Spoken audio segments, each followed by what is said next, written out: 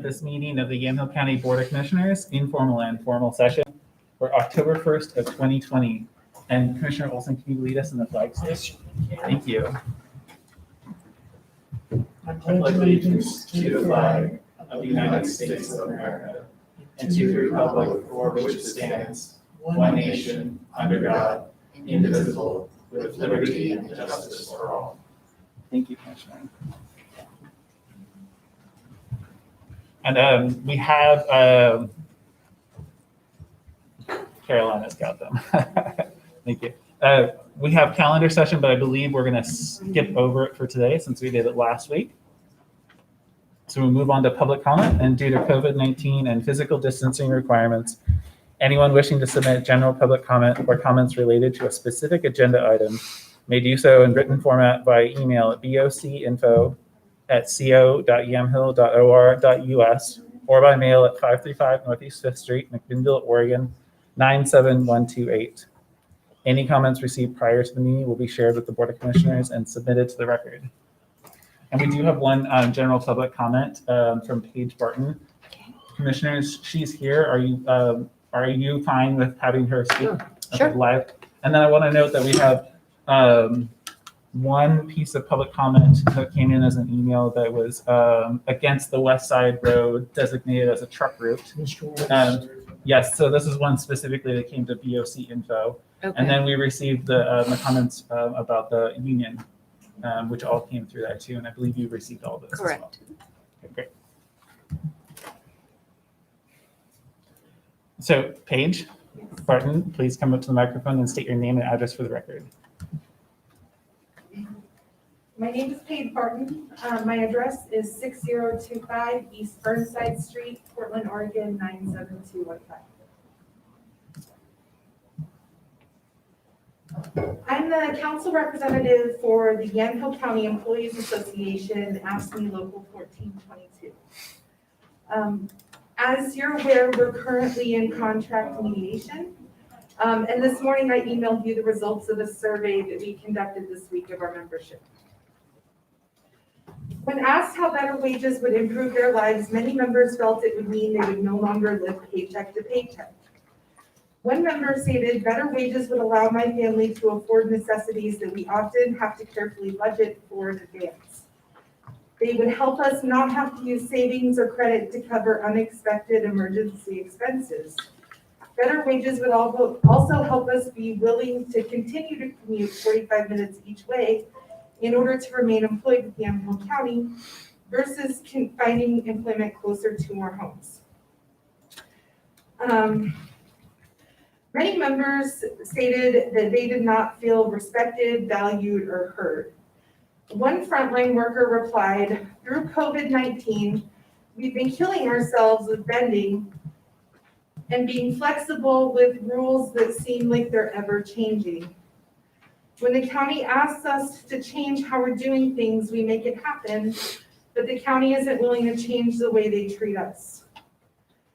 When asked why they would commit to joining YCEA on the picket line in a strike for these improvements, one member writes, I don't think the county understands how truly angry and fed up we are.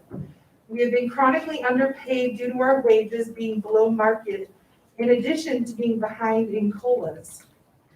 The county has failed to show concern or respect for its employees during the COVID crisis.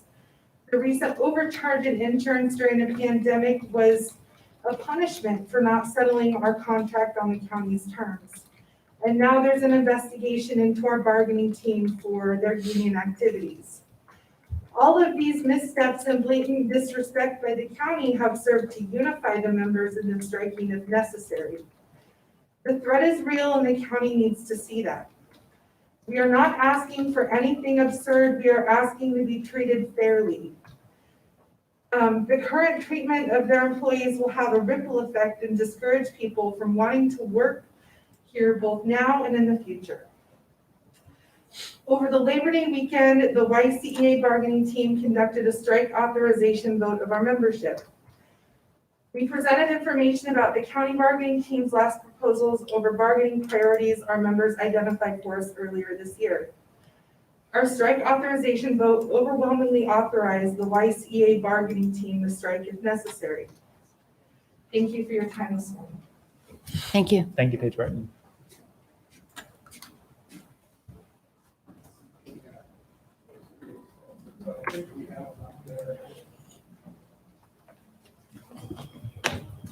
And thank you, Carrie, for setting that up. Move on to item E, which is our work session. And this time is reserved for topics of discussion scheduled for the commissioners in advance. If a work session is not needed, the balance of the meeting will begin at 10 a.m. And it sounds funny since we're here right now. Item number 1 is review and discussion of transit district. And I believe that we have Cynthia here in person. So And I'll, if Yes, I could start, please. because Cynthia's here, Yeah. and before I get up from the microphone, we've got some, handouts. Cynthia had sent this to you earlier, kind of an outline, just a reminder that this is something the board identified, wanting to have a work session scheduled to discuss the, kind of the overall transit district and moving forward. And so we've got an outline. Admittedly, it's kind of an open discussion there, to talk about the transit district in general. And it kind of depends on what the board wants to talk about as far as the discussion. We originally had this scheduled, but Commissioner Olson, we wanted to make sure that you were present, especially as the liaison with transit, and also knowing transit's a big priority of yours as well. So that I'll stop talking and I'll hand out the handouts. And there's 2 handouts here. One is the work session and outline, which Cynthia did a great job of putting together an outline. And then the second handout, last time we mentioned, we had talked briefly about a shelter in Newburgh, a request that's been made. So that's the 2 handouts. great, thank you very much. And sometimes I read your I'm going to stop talking now as an apology for having just said what you said. Thank you. I want you to say what you need to say, so don't worry about it. Yeah. But if it's a tick, I'm cool with that too. It is. Yeah. Thank you very much.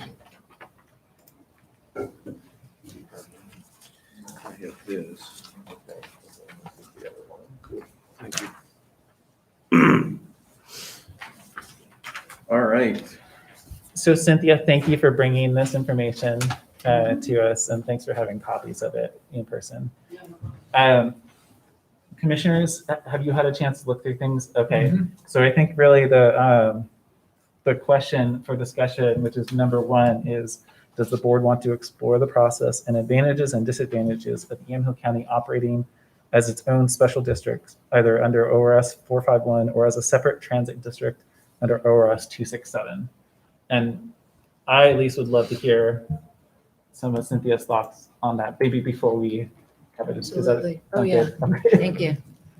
I think the main thing to point out, does anybody have questions about our existing structure of ORS 451? You understand that maybe for Casey, but I think I explained it in the background. Basically, ORS 451, you are a separate district, but it just means the board of directors serves as the board of commissioners serves as the board of directors. I think one of the disadvantages is there's a lot of pros and cons no matter which way you go. But one of the disadvantages could be that the cities that are part of the district may view the district as the counties, when technically it really isn't. It really is a standalone district, but you're just happen to be the governing body. Now, I've tried since I've been here, we've tried to educate and inform and make sure that the cities understand that. But that's probably one of the points that comes to my mind immediately when I think of ORS 451. Now, ORS 267, there are 2 different ones. There's a mass transit district and then there's just a transit district. And the size that Yamhill County is, you would be under the transit district. And that requires, I did learn some information from special districts. Special districts, I had contacted them and they did tell me wanted to see if there's any way if you wanted to move from ORS 451 267, could you do that as a vote of the board? But you can't. You'd have to go out for a vote of the people. ORS 267 requires a 7-member board that are elected. And I will just note that I've worked for city systems, county systems. Well, now that you're the first county system I've actually worked for, and then standalone transducers under ORS 267. I probably have gotten my career as a consultant helping districts that got into a little bit of trouble, because sometimes when you're standalone or under ORS 267, it's very important you have a good board. It's very important you have a good manager, and they can sometimes get into situations that can be problematic. And I would guess that if you go that path, if the district had some big problems, it might end up coming back to the county and solve them down the road. So that's just a thought that I had when I was actually on my way driving here. But both are perfectly fine. You can operate under either one. There's going to be pros and cons. I think it's going to take a little research to lay all those issues out. Obviously, if you were standalone under OS 267, it would cost quite a bit more. I think the way that you're structured currently is probably the leanest operation you could have, but the county is contributing much more. You know, you're contributing the lion's share. If it was truly standalone, you know, you've got to pay for your own legal services, your HR, and all the administrative overhead. And so it would cost more.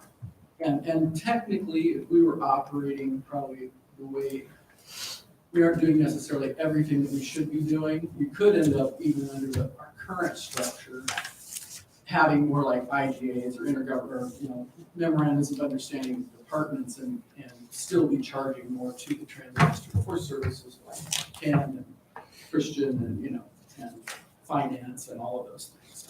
And we've talked, Ken and I, and even Laura and I, back about looking into that and coming up with like what would the budget be. So I think an important piece, and I think I mentioned it here, would be to look at the financial budget either way. You know, look at it, if you stayed the way you are, but you're really operating exactly as you should, and then what it would look like if you went down the other path, and then the timeline. Let's see, what else would be, I think that's about all I have to say about the two structures. Cynthia, a question. I know right now, besides Yamhill County, the city of McMinnville and city of Newburgh are the largest contributors to the thing, but we do we not have letters from all the cities? Yes. They all by that say that they will resolution. financially participate, but we haven't collected it and they haven't offered it. Well, actually, we didn't ever have, you have your original resolution saying that the cities want to be part of the districts. The financial component, I couldn't find any paperwork where anybody agreed to it. So there was some sort of a verbal agreement before I arrived that set those amounts. So McMinnville's and Newburgh's was set prior to me, and we just carried it forward. The smaller cities, my understanding was it started out at $2,500 per city. So when I got here, I just started writing letters every year saying, hey, you're part of the district, and here's what the agreement was, and we'd love it if you would contribute. And then I figured out what it would be based on a 5% increase each year. And then I started telling them that was, you know, here's the amount. It was $2,500, now it's, you know, I think our last letter was $3,200 for the small cities, somewhere in that neighborhood. And never really, we've asked for more from the bigger cities, like would they contribute for match for buses? Would they, you know, I've asked for different amounts each year depending on what was going on in our budget. But so far, they've continued to, you know, McMinnville continues to contribute about $20,000 a year, and Newburgh $18,000. Now, some of the small cities, through the effort of just writing the letter and asking them, had started contributing. So Dundee, I think, contributed $1,500. City of Yamhill contributed $500, and maybe a little more this year. I can't recall the number. And I think one other city had sent a contribution, whatever they could afford. And I never made it like you must. It was like if you could, this would be great. And trying to use it as a way to educate them that they are part of the district. It isn't a county district.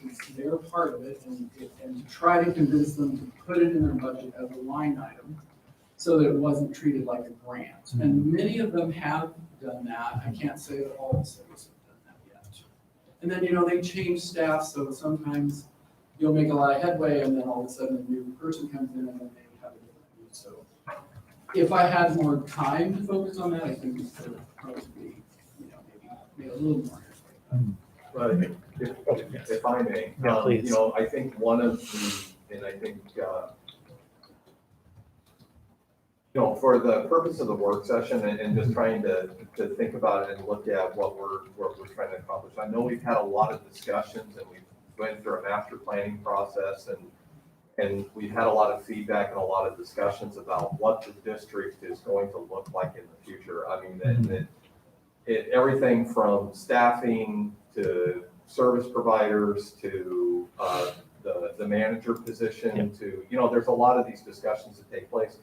The one thing, if we're going to start exploring options or exploring the future of the transit district and what it's going to look like, I think one of the underlying questions and one of the big things, and that's why I was really happy when Cynthia put this together, is what the board is envisioning in the future. Is this a standalone district or is it still under the county's umbrella to where it does have that appearance?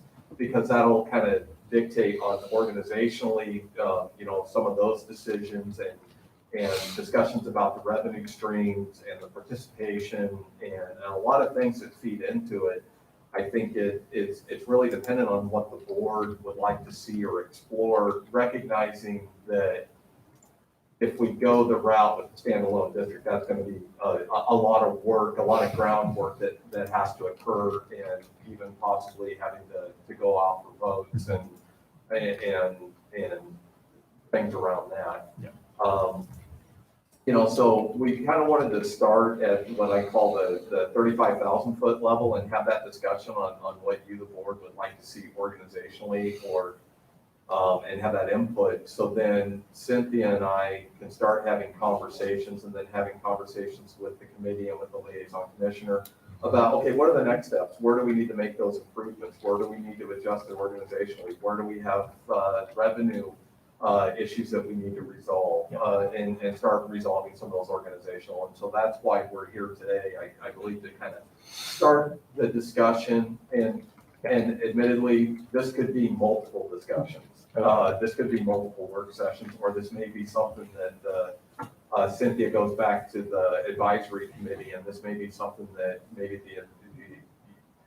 pardon the pun, the advisory committee is driving the bus, on implementing the ultimate goal of where you would like to see, because we're knowing that we have representatives from various stakeholder groups that are on that committee that we would definitely want their input as well. So, Yeah, absolutely. Again, and I'll stop, but I just wanted to kind of set the stage where I was kind of hoping we could have a discussion and determine the next step. One more thing I want to add and turn it over to you guys to discuss. Either structure, you have a lot of authority as far as funding. So you can, obviously you have to decide how, as far as whether you want to do it as a vote or, all of those issues. But there's authority either in ORS 451 or 267 for taxing, for, all sorts of different mechanisms for funding. I've expressed to you and to the committee that I think long-term, no matter which way you go, if you want to have a district long-term, you really need to have a local funding source. The grants, even with STIF, even with all the funding that we have, long-term, if you want to have the transit development plan actually happen, there has to be a local funding source. So that decision, we were heading down that path with the committee, and I think we still need to keep moving forward to have them do a work group and look at all the different options that come up with recommendation for you as far as what would that be. Could it be a fee? It could be a registration fee. It could be a tax. It could be the whole variety of different options. It could even be that each city could do it. But that is something that's critical, I think, that getting a facility and a local funding source, no matter which way you go, the structure are going to be probably the two big issues to resolve over time. Yeah. It looked like you had something to say, but Mary, you go first. Well, I just wanted to thank you for being here, Cynthia. I just had, so to me, looking at it, again, that 35,000 foot level, I think it's important for us to have really all the specifics of the comparison of those two. Obviously, cost is important. The board's jurisdiction is important, and also the various cities buy-in. Because I do remember at one point, the city of Newburgh said, we just don't have the money for this, and opted not to fund it.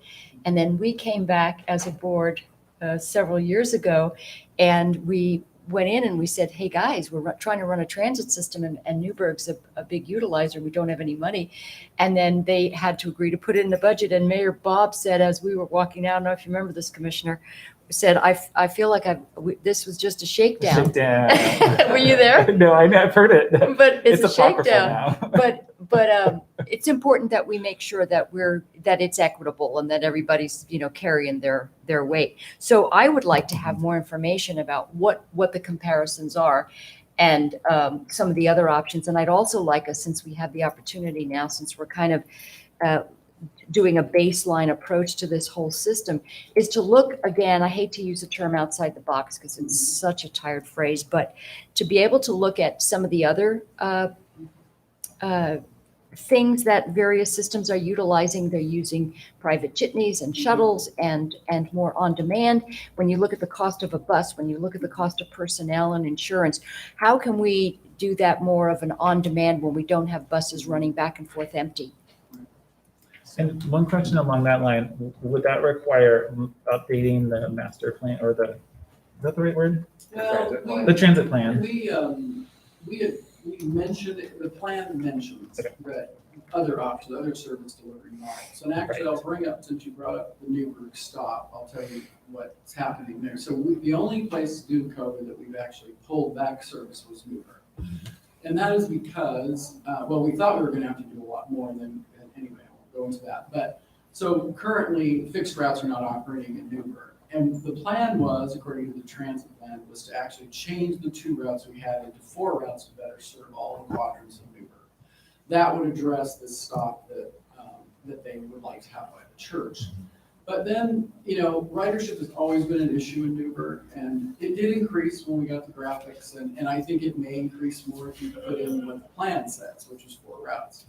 But Newburgh also lends itself to possibly being a really good city to try some of the things that Mary's talking about. You have a college there, you might be able to do what they call now microtransit or other more Uber style transit services that could work, and it might be a good place. So I've had some of the members who represent Newburgh on the committee bring that up and say, yeah, maybe we should be looking at that. So that is, certainly an option. But then there's others who really love the fixed route and want us to bring it back and want to have us implement what's actually in the plan. So I guess in a way, it's a little both. I don't think that microtransit or Uber transit solves all of it. It works in certain situations, but you probably still need your commuter routes because it doesn't really work as well for that. So it's still going to be a mixture of types of services. Okay. Well, yeah, I think I'm with you on wanting to see those like what would be the commissioner's authority, the funding sources, and then the structure. Mm-hmm. So. Well, I guess, a couple comments that I'd like to make is the first thing I started looking at, and I've always looked at, is transit in Yamhill County, is that a core service we should be providing? And it's been, I believe part of it really is the dial a ride, and everything. That's really that's a core service. The fixed route, we get a lot of ridership, but is it as important as the dial a ride and the medical transport? I don't think so, but how do you really separate one from the other? I'm so proud of what Cynthia's done in the last 4 years for our transit system. For a county-run transit system, we are probably one of the most, if you talk to the riders, and I ride a bus quite often, they have nothing but good things to say. I mean, there's complainers who complain about anything, but most of them have nothing but good things to say about the professionalism of our transit system, the way the shelters look, the scheduling, the buses themselves, the graphics on the buses themselves. My concern is, and I want to see the same thing you guys want to see, because we can't make a decision without knowing that.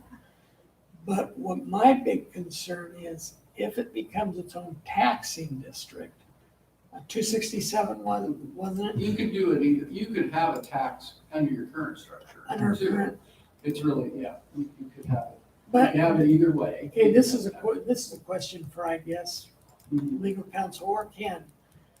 If it was a taxing issue, either existing or under a 267, being a general law county, all taxes have to be voted on by the people.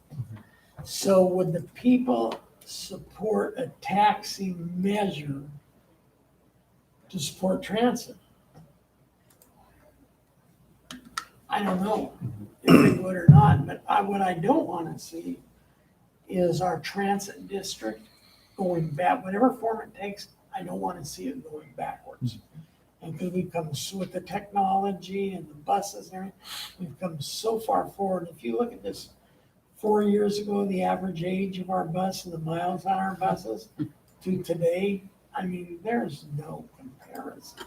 There's a lot of smaller transit districts, Columbia County and everything, that would love to have a transit system like ours, but they don't, they can't afford it. So in a way, I don't mind seeing a separate district, even as much as a taxing district, but it's one of those things that from a core service standpoint, I'm kind of leery of, is if that's really core service, should the county really be in charge of it, or should we turn it over to another board? So. Interesting. And a question I would have then is, do we have a mechanism for lowering our tax assessment every year, so that people in the community don't experience an increase in their taxes simply to provide a stable source? Because I see that those are two different things. Providing a stable source of funding is different than increasing somebody's taxes. Just our general fund dollars go to it now, in addition to the grants. Right. Yeah.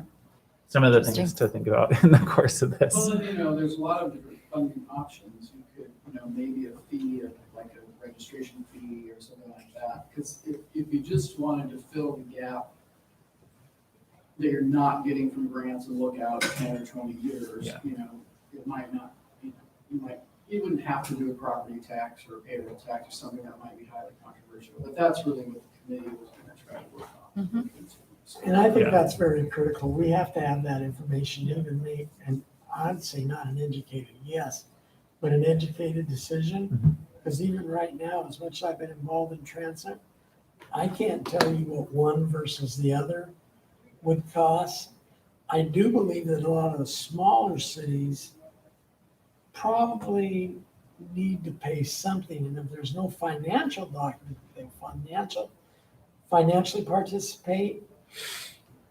If they decide not to pay, they decide not to pay. And I think Cynthia's done good work in asking them, can you pay some money? But they're not required to pay money without those financial documents. So if we went to a transit authority that was actually a taxing district, no matter how that tax was set up, they're gonna have to pay something, and they're gonna have to probably pay more than they are now. What that takes, what form that takes, I don't know, but It wouldn't necessarily be, depending upon the structure, it wouldn't be the city. It would be the people in the city. or it could be the sheriff. Right? Exactly. Yeah. People in the city. Come to Exactly. mind. People always pay for it. Yeah. It's people that pay for it no matter what taxing issue you have. Well, I just want to say that I know that Commissioner Olson has been sort of at the forefront of this whole effort for the last 4 years, and I'd love to be able to have something that we can at least have your input going forward. I know that that's not a lot of time, but maybe we can do that in the next couple of months so that we Yeah, get that. I think that would be good. That's a good thing to focus on. And we'll be sure that in January gives a committee application. Yeah. No. Don't worry, I was on that one. Yes. That's one of transit is really. We got Commissioner truly Kumasich on is something. And we'll One get- of my loves, I love transit. So if it was after I'm out of office, being appointed at an at-large or whatever to the committee, You might need like a decommissioned fire truck too, just, I know. Turn on the sirens. I just wanted to quickly, again, kind of throw out, because I know with a lot of the discussions that we've had with the revenues and transit, we have a variety of revenues that are coming in. Yeah. And even though we're still, because of COVID-19, we're not charging fares. Mhm. And then you have the city agreements, with the amounts that we have, and then we have the county commitment, and then we have the various grants of both, federal and state funds that are coming into the program.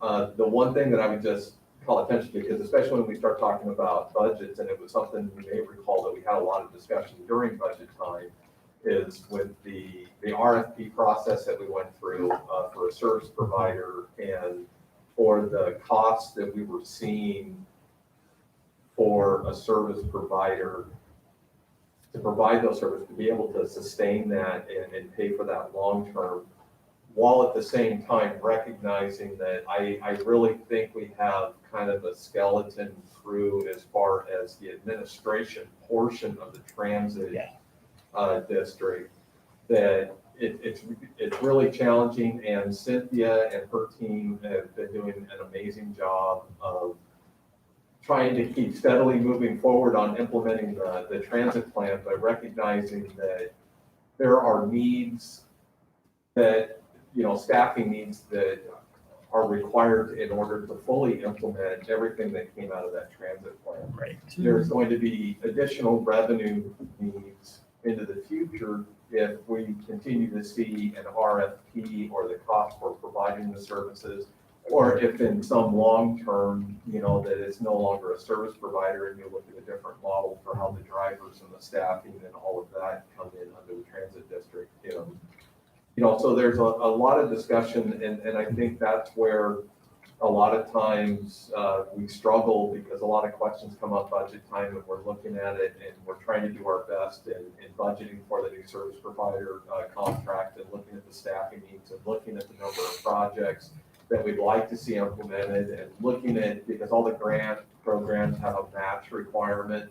So looking, are we generating enough for the local match requirement to continue to sustain everything that we're trying to achieve?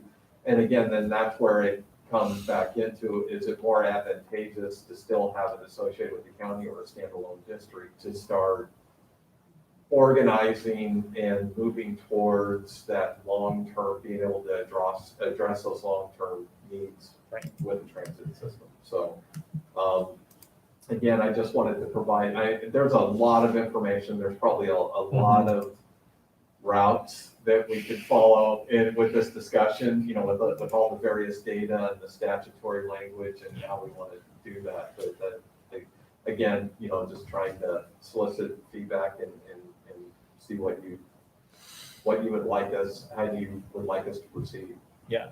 Well, I would kind of like to see, Ken, what you were just talking about. Let's say, for all simplistic purposes, see something in staff and Cynthia work on something, says basically, here's option A, B, C, D, and E. These are the benefits of this option. These are the negative parts of that option. Here's B and C, same thing. And then this is what the cost of each one of those options would be. Yeah. So we could actually compare it like in a table and look and see if anything really pops out that we could do. That's what I would probably like staff to work on, and Cynthia and her staff to work on, is what are those options? Okay. And then yeah. what timeline in the dream world would you like that? The 4th of July last year. Well, I'd like to see at least to be able to get together sometime in early November, which is a month from now, and not necessarily have it all fleshed out, but meet and say, okay, these are kind of the basic options. We don't have it all put together, but these are the basic options. This is some of the pros, some of the cons, knowing that this would be an ongoing process. It may take 3, 4, 5 work sessions. So. And I do want to note that there's 2 other questions that we haven't necessarily given direction on yet, so I want to make sure that we do. And that's question number 3, which is does the board think that there needs to be a stable local funding source prior to YCTA operating as a standalone district? And that has some things, obviously, Cynthia put together for, and then does the board agree that purchasing or building a facility for YCTA is a priority that needs to happen as soon as possible? So I want to make sure that we get you some of the information on that. Oh, I can tell you my feeling about that, or my feeling all along, and, we didn't do anything about that. Part of our contract, one of the things that, and First Student is doing, or First Transit's doing a good job, but one of the things that really kept us from going together was the cost.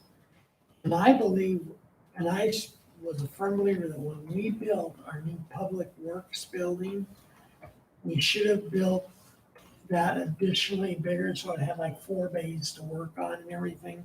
So if we had another transit provider come in, we're collecting the rent. And we're not paying the rent to somebody, we're collecting the rent for the operations building, so.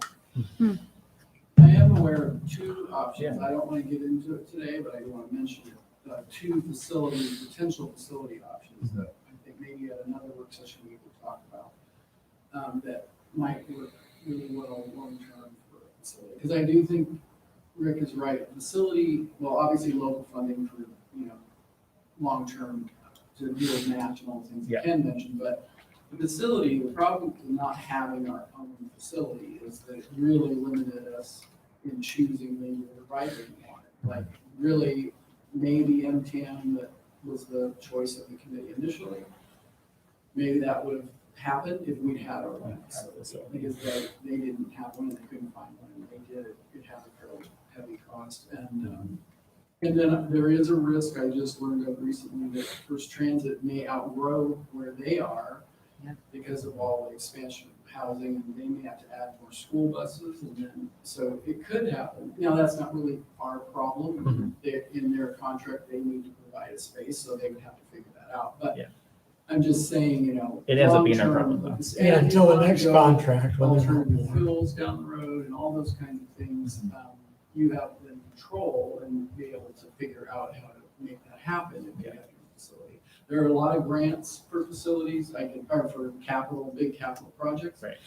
But typically you have to own land, or, the county has to be some, you Some could level get of money to control. build it or remodel it, or all those kinds of things. A lot of times you have to have the initial space or land or something to be able to do that. And it has to be in a place that makes sense. Right.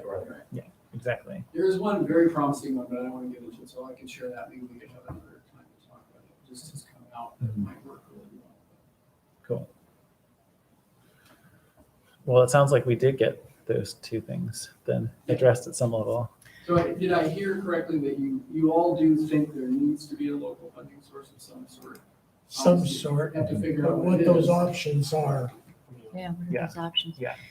Regardless of the structure, really. Mhm. Because Exactly. let's face it, fares and fees aren't gonna cover it. I mean, that's just such a No. little part. It's not, fares aren't gonna cover it.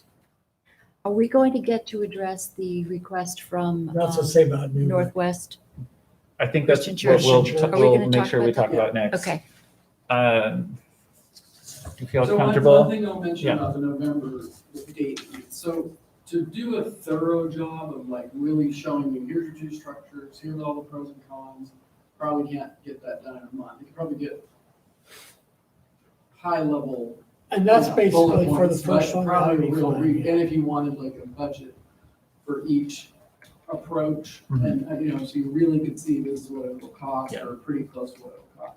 That would probably take a little more time, and I would probably have to get some assistance from outside, just because we are entering November through March it's the biennium, so it's all the new grants. There's going to be a new STIF plan and a whole bunch of new grant process. The SDF process is happening. So there will be quite a bit of regular transit work from November till March. Doesn't mean we couldn't make progress on this, but I would probably work with Ken and everything And that's to why, maybe get some outside assistance. to help Cynthia, us you make a good with the point, data. and you make a very good point. That's why I brought up this could take 3, 4, 5 work sessions. Yeah. You know, but I think if we could bite off a little bit more each work session, by the end of March or sometimes in late February, we might be able to have enough to give us something to actually decide, yeah, drop these two options. And even in January, it says, okay, these two options look totally out. Drop these two options. Let's concentrate on these three options. or And whatever. correct me if it didn't, with the transfer, and I apologize, I haven't looked at it in a while, but didn't adopt the transportation plan, didn't the consultants do a little bit of that They did. analysis early Yeah. on? They So did it a could- little bit, and they shared a variety of suggestions, different types of funding, things you can go after. They looked at other peer systems and what they were paying and what their sources were. You know, there's quite a bit of information actually in the plan. So it's really more a matter of gathering all that, Yeah. looking at the current state of the world and how things are, and then really, I did notice I was reading through ORS 267 and it's changed since the last time I read it. So there have been some updates from what, I haven't read it in a long time, so there are some. Yeah, I'm Okay. only bring that up because, just in recognition that some of that, and maybe for the next work session that we're coming back, it's more of a revisit and review and add on what the work that has already been done, and, that the consultant started when working on the transportation plan. And then we'll see how much detail we can boil down to on that within the next, recognizing that it's a pretty quick turnaround in 30 days. And then we can kind of go from there. The other That thing we sounds great. could do at the next YCTAC meeting is, we had kind of put the little funding work group aside because of COVID. They said, well, now's not a good time, let's wait. But, we could be waiting a very long time. So I think we should just get back to having that discussion at that group, because maybe they can make some headway and, come up with what they think the best two options are. And, at least you have a little more information from what their thought process is. Yeah. About funding, local funding, and whatever else they, I can share this with them too and get their input on their thoughts. And I'd like to see too, because you brought up some costs that seem to be coming or that are long overdue in terms of management side of things, administering the programs. So maybe we can have some of those in there. Like, here's what our base budget is right now. Here's what we really need to do in order to fully implement the plan. Some of that is also in the plan as well. It's kind of more like the ideal scenario. than it Yeah. is, But it did break it out by like 3-year, 5-year, 7-year, I think, something like that. What it indicated you need in administrative staff as well as operations and maintenance. All right, so I think we have our marching orders. And Yeah, then- we haven't really talked about Newburgh. No, that's, Well, let's no, make sure we do Oh, that you now. got Yeah. your mark. I was closing Correct. the book on this, Yeah. on this topic. but- Will I You're correct. to ally? Right, but, and so Carrie and I will, I'll work with Carrie Hinton, we'll look at the calendar for November. I realize I have two Karen's. She thought she was getting more work We'll assignments. take a look at the calendar for November and we'll find a date in that early to mid range for a formal session and get this on the work session schedule. That sounds great. Great, thank you. So Newburgh shelter and bus stop options. So we have a shelter. Mhm. Newburgh has always been very willing to probably even help us place the shelter. Yeah. So really the question is where this is located. If you look on the map from the transit plan, this map that has routes. Where this is you see that number 18 up there on the yellow route. That route currently doesn't exist. That was the route we were going to add. So if we added that and implemented that service, then you'd have service on that street. And then it would be logical, you can have a shelter placed there. So it's not that it's not possible, or, and then the second picture, I just went to Google and looked, I think somewhere along the street is where they would like to have the shelter. Yeah. I'm not sure what you heard or what the actual, I had heard from the former city manager a few months ago. He was kind of upset because I think he was under the impression that we already had changed the service. This is before COVID, I think. And he was like, well, there's going to be service there, so let's put a a shelter there. And then we had tried to explain, no, that we hadn't implemented that new service yet. So I guess that's the question. Do we need to implement that service? And if so, by when? And then could we place a shelter there? If we implement the service, it's the right thing to do, then yes. The answer is yes, but You know, right now, Cynthia, as I look at this map, and I don't know the difficulty, I know the area very well and where the Christian Center is. But if we just took the blue proposed route, and instead of turning on to Crestview, if it went up to Mountain View and driving crossed over, and then the shelter would be on Mountain View and like on the corner. Villa, so it's that much closer, but it's just you turn 2 blocks, Right. 2 blocks later. And the other thing, I guess that is a concern of mine, and I've heard it from a lot of Newburgh people and why it is this way. Newburgh pays 20,000 or 18,000. We pay 20,000. And Newburgh basically now, since we've cut down the public, you know, the main routes, that Newburgh's really, other than Dial a Ride and everything, which we switched over to fixed routes, Newburgh isn't getting basically any service other than the fixed routes. And by we, you mean McMinnville? County. County. You said the county, Yeah. but it's more Yeah, than I that. just wanted to make sure it was which one. It was McMinnville or the county. Oh, no, Yeah. so McMinnville's McMinnville. getting that full. Now, I would add, we didn't necessarily reduce, we added dial ride. So we already had dial ride, and then when we took the fixed routes away because of COVID, because the ridership really wasn't that, then we added extra. So we may be spending a little bit less in Newburgh, but not a lot less, because we didn't want to leave anybody stranded. So we do have some customers who are like, oh, I really prefer the bus. I'd rather get on the bus. But they can call and get a ride. So they're getting their ride. And I haven't gotten any information that we're missing people or they're not able to get where they want to go. Some people prefer the demand response, but some Yeah. people, you know, I get it. Some people don't want to call and schedule. They like to just be able to go out there, there's a bus, get on it and go where it goes, you know. And the fixed routes are still traveling through, I mean, the commuter routes are still traveling through. Yeah. So if somebody says to you, well, we're not getting, I can get you that number. I'll get you the number. I know exactly how many hours of service that we're providing in Newburgh and what the difference is since COVID. And I guess I haven't heard, and I've asked Renee, we meet weekly with the First Transit team.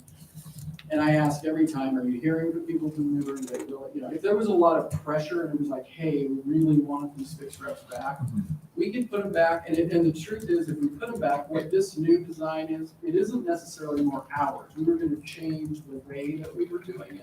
Kind of like in McMinnville, where you have 4 routes, but it's really 2 buses. They do a loop, and then they do They another do the other loop. loop. They do a loop, and then they do another loop. And so it's really the same vehicle hours, service hours. It's just you're covering the area more. So we could implement this like it is in the plan, if that's what Newburgh wants. I just haven't, because I wasn't getting a lot of pressure. I thought, this is because of COVID, it seems to be working and we're meeting demand. Yeah. We just let it be. But we could, it's not like we couldn't implement that. And we have the information because we did it this way in the plan. I think we even have all the scheduling, ready. There might be a little bit of work to do to actually prepare the schedules if we want to implement that. Yeah, because I really don't know how many people, if there would be more during COVID or less, that would do the fixed routes. But what I do know is one of the things that we may not have as much ridership is if the routes aren't running, you're not going to have the ridership. If the routes run, you'll have the ridership, but how much you'll have, I don't know. But if you don't give them the option to ride fixed routes. Well, one I of the, suppose if we don't put all 4 in, the one thing we won't know, our thinking at the time of the plan was, we knew ridership was bad. We thought, well, maybe this approach will improve it. We have 2 choices. We could do that, see if it works. I mean, it's some work to do that. Or use it as more of a place where you try out some of the other kinds That's what I was kind of Service. worried about. But well, one of the things I want us to take into consideration is that this facility hosts a no-cost community dinner. And I don't know how many people in the community who are accessing that dinner are conversant with how to do dial-a-ride, or how to, they Right. know if I get on the bus here, I can get off. And they're turning around in the parking lot. The other thing is that this church acts as a shelter during emergencies, during the fires, during you name it. And this is sort of the catch basin for people in that area who need either comfort or shelter. And they also have an enormous feeding program. So it is known in the community for people who particularly have needs. So I want to make sure that we make it as easy as possible. And I know that there is a shelter, and that the church has offered to use their parking spot, 2 spaces for a shelter. And there's asphalt there, so you don't have that cost of the concrete base. And then if you don't want to, you've still got that right next door. And I've got pictures here right next door to where the church's parking lot is. Right. So I just want us to take that into consideration. If that route will fix it and will make it sort of an easy fix, great. If not, we do have a shelter and we do have a place to put it. Yeah, that's kind of what I was thinking. I was like, well, we could get the shelter there since we know that it's on the route. And even if we're doing dial-a-ride plus the on-demand, because it doesn't make sense to implement a fixed route simply for that particular location, then we get ourselves towards that, since there is a plan, and we will start it again. Use the Shelter, I mean, I guess they could, Yeah. I think, like, say that you have it there and they call and schedule a ride. What I wonder is, wouldn't they just be waiting inside instead and not need the shelter? Right. Because They it's- call and then they can pull up to the door like demand response does. So, Except if you see the distance from the church door to the street, it's quite a distance. So if you've got elderly people or something, or whatever's going to wind up making it easier for someone to jump on the bus. How quickly is a demand response? right. Yeah. That's really the question. How many people are Yeah. using that? Yeah. I mean, one of the advantages of having the shelter there, as I see it, is that it has all of the marketing and information. So if somebody goes there, or somebody's there, right, and they're like, okay, I need to get to the Fred Meyer, like, how do I get there? They can just go into the shelter. The information is there. This is maybe this is just a really good decision that we should put before YCTAC. And say, hey, here's the situation, here's what we did. You have two options. Should we work on implementing these routes as they were designed and planned and putting them back, and by when, or should we try other things and ask about shelters? But just one, reminder is we currently don't have a local route that is in Newburgh that's No. operating right now. So Correct. if you were to implement it, like what Commissioner Olson was saying, it's not like we're taking a route away or taking a stop away from it. We'd basically be implementing possibly a single local route or a couple local routes, like you were saying. Yeah, and I think with what I brought up earlier, Ken, that since it's really not there, we'd just be implementing it. If that one route can be moved down 2 blocks, and we're not really making it much difficult to get to the church. And I know the Northwest Christian Churches, now that there's 3 of them, and McMinnville's one, that I've had people tell me, well, Johannan, of course, that what they'd like to do, they want to get the people, like you said, Mary, into the church, because it is a large feeding center and a large shelter during inclement weather. But they could also then get on that, but if there's 10 of them at the church, they can get on that bus and go down to Naps, get on the commuter and come to McMinnville, and then come out to the Christian church, the Northwest Christian Church here. Sure.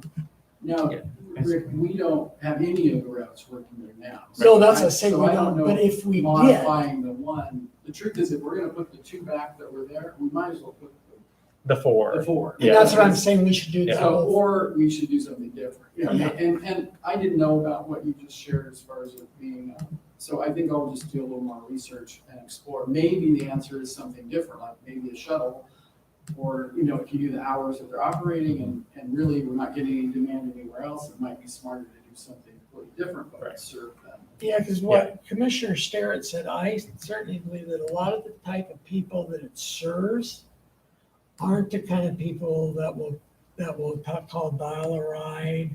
They're not in a position a lot of times to call dial a ride or use on demand Got it. because that's not the population it serves. You want me, I can send you an email with Pastor Case's information. He can give you the whole pitch. Okay, that is perfect. All right. Okay, well, thank you. Thanks a Yeah. lot, Cynthia. And I Appreciate do it. think it'd be good to bring it before YCTC. Yeah, I think, we have our next meeting this month, so it'll be fairly timely. Thank you. Thank you. Thanks, Cynthia. Good job. Thank you very much. Keep up the good work. Thank you.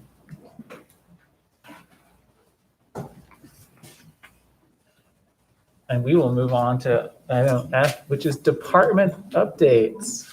It's back. You're back. And department updates, we begin with, today, it's SEDCOR quarterly update and Project Oasis project support request by Abisha Stone. Welcome. It's nice to see you without, your like a partition behind your house. Oh, right. Yeah. Just put up a partition around me and the backside, because there's so much construction going on. But I think it's distracting visually and it helps me too, but it's good to see your faces, commissioners and staff. Thank you for allowing me to come and present today. I apologize for the short amount of notice or timing that I gave you in submission of both of my reports. We did have some confidential information with some of our business partners that had not gone public, and I of course wanted to respect them and ensure that it had become public knowledge before I shared it. So I'd like to review the quarterly report and then shift to Project Oasis quickly so that we spend more time there. But did everybody get a chance to review the quarterly report? Yes. Oh, good, thank you for that. A couple of highlights, so West Rock Mill, the sale of the Newburgh Mill site has closed. We are very excited about that. SEDCOR has had an opportunity to visit with the new buyers. We have another meeting probably coming up in November. They are a company that has a background and lots of experience in contaminated site remediation. They actually have a separate company that they spun up just to do the remediation work. They'll be partnering with developers locally, and they have a local commercial industrial realtor that's in Newburgh that we're currently working with. So we're very excited about what the future of that site looks like. I wanted to share with you, I know that you read through a couple of these projects, so wanted to highlight some of the regional activities. Currently, we do still have round 3 funding for the business COVID recovery. Grant fund is available through Willamette Workforce Partnership. So in total, SEDCOR in partnership with Willamette Workforce Partnership and the Council of Governments was able to secure over $1.1 million for our region for business grant programs. Again, this is the round 3. So last time I was here, we were talking about round 1 and round 2, and I was expressing my appreciation to the board for committing to an early grant program for businesses in Yamhill County because we were able to use that as leverage to get these grants. This is the 3rd grant from that same application that we kind of just keep resubmitting. The state is looking at round 4 grant possibilities, so they're calling it round 4 funding, and the emergency board shall be meeting in October, I think is what we heard. 10 days from 10 days. 10 days from Tuesday. Thank you. 10 days from Tuesday, So so we- 15 days from now or so, right? And we will be watching to see how those funds get deployed. We've been providing input along the way, trying to ensure that there aren't obstacles to accessing those funds. You know, we've seen a lot of funds come through both the state and federal governments that have been timely, but not necessarily accessible. So we stay very engaged in those conversations. Of course, recently we've had more disasters in our area to try to work through and recover from, and one of those is significant is the wildfires. So, of course, it covers Marion, Colgan, and Yamhill counties. We have been working very closely with Marion County doing recovery work, and my counterpart, Nick Harville from Marion County, has partnered with now over 70 Just the number keeps I wrote going. 50 businesses here. There's an update, 70 local contractors to develop the Canyon Rebuilding Coalition. And like 14 days ago, there were 14. There were 14, Yeah. exactly. And really what this was born of was when the disaster hit, we found out pretty quickly that we had some predatory contractor sort of behavior. And this is common with disaster areas where contractors come through, they make promises to fix your property, they ask for 50% down, and then they disappear. And we Wow. wanted to head that off, right? We wanted to make sure that that wasn't happening in our region. So this started as putting together a list of qualified contractors and service providers that our local partners can feel confident going to, and it's become much more. So now they've created a staging and a traffic plan for all of the contractors going into the region. They've even spun up a concrete site out in the region so that they don't have these trucks coming back and forth, creating time and cost for everyone. There is a lot of activity that's coming out of this group. It's kind of hard for me to express all of it. I'll share more as it grows, but I just wanted to share with you, this is some of the work that we're doing. We also, SEDCOR and our partners recently received $469,150 in federal grant monies through the U.S. Economic Development Administration. It's their Build to Scale program. So this is really about businesses building for our grower-centric initiative that we're calling the Northwest Ag Innovation Hub. So we are working with local growers to develop technology that they then have ownership in, right? So that as this technology continues to turn into business opportunities, that they're a part of that, right? And so we know a lot of innovation in agriculture comes from growers. They don't always get credit for that. And so we want to help to spur that locally and then also capture the value of it. Super exciting. Yes. Editorial note. I also want to call out something that we need to be thinking about and keeping our minds on is brownfield sites and shovel-ready program.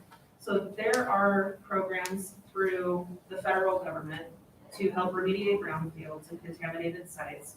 And the state is really trying to reinvigorate their shovel-ready program.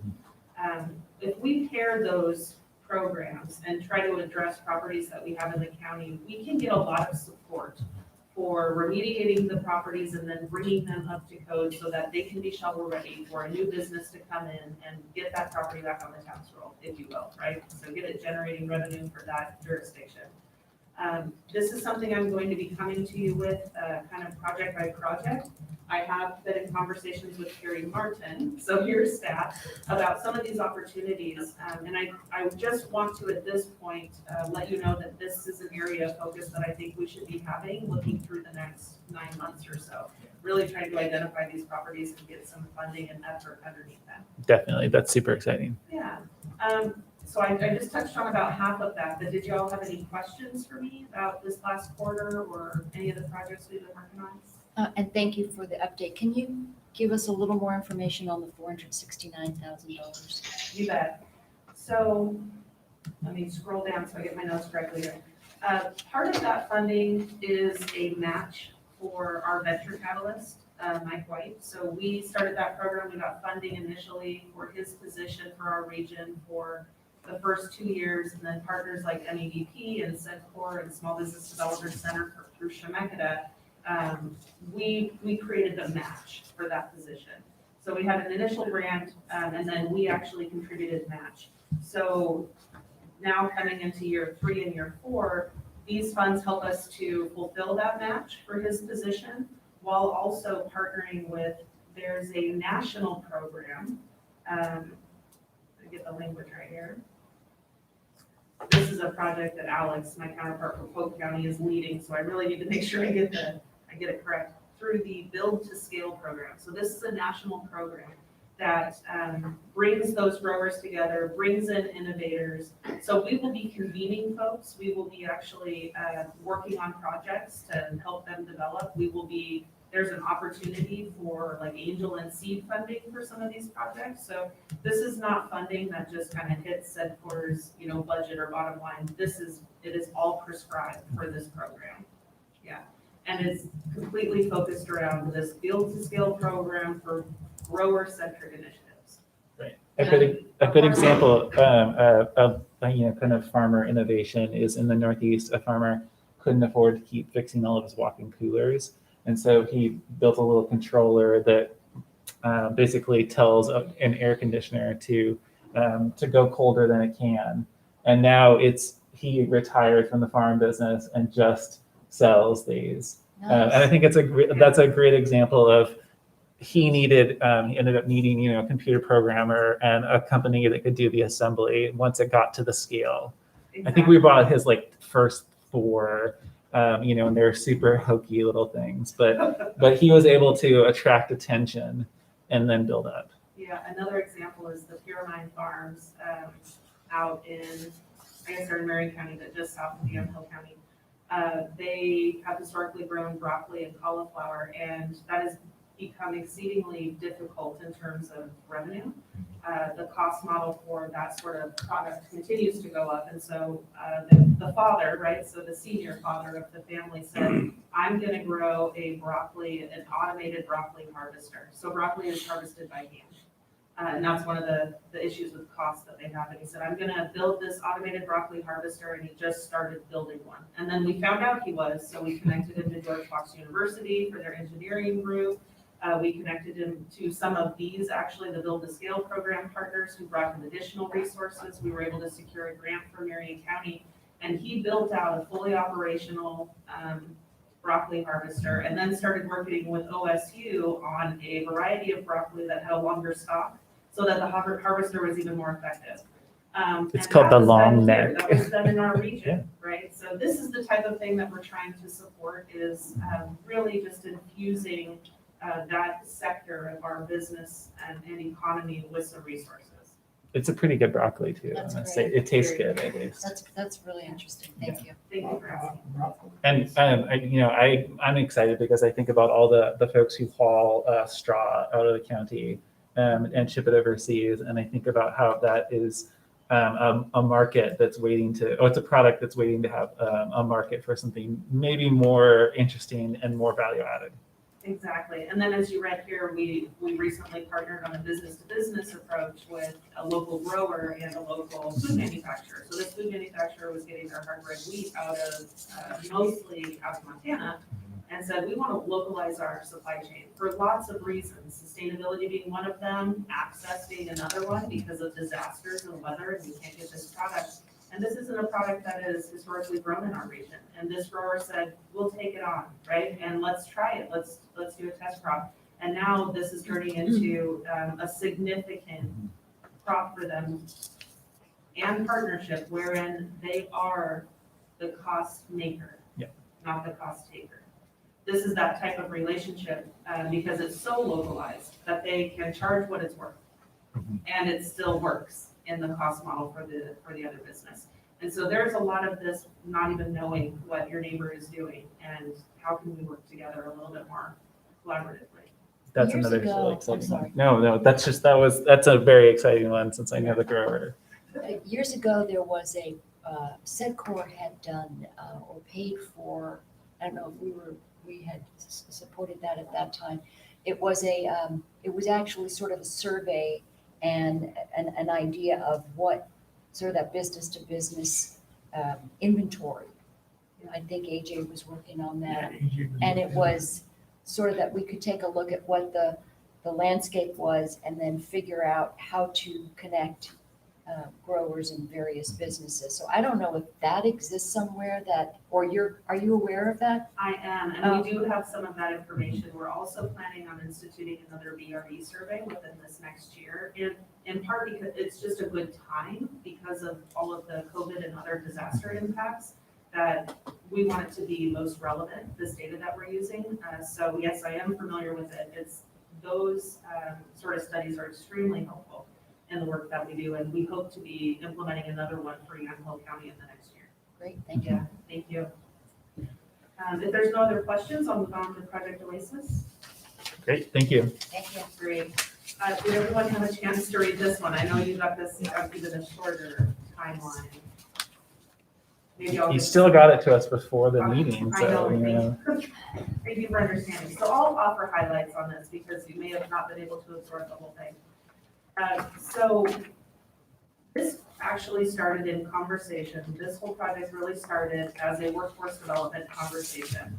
So I was having a conversation with DCI, and as you know, DCI is one of the largest rental equipment and parts manufacturers and suppliers in North America. Right alongside ADEC in Newburgh, actually, we have probably a handful of the largest in North America there in Newburgh. So it's a nice little sector hub there for the dental industry. And I was in conversation with DCI, who currently employs approximately 300 people. They're recovering from some COVID slowdown. And they said, we're really struggling. We're struggling to find new employees. We have employees that have barriers to coming to work. And what can we do in terms of workforce development programs? So we started exploring that with Willamette Workforce Partnership. And I was talking to the Vice President of Operations, Tim, and I said, Tim, have you all considered a child care program? Have you tried to identify need, but have you considered some sort of a corporate child care program? Because we know that that is currently a pretty significant barrier.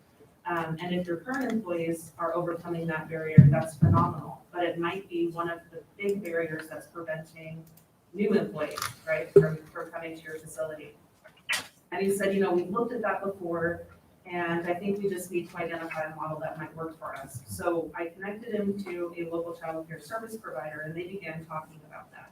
And then you know how conversations go, right? Over time, Shannon Buckmaster from the city of Newburgh came into the conversation.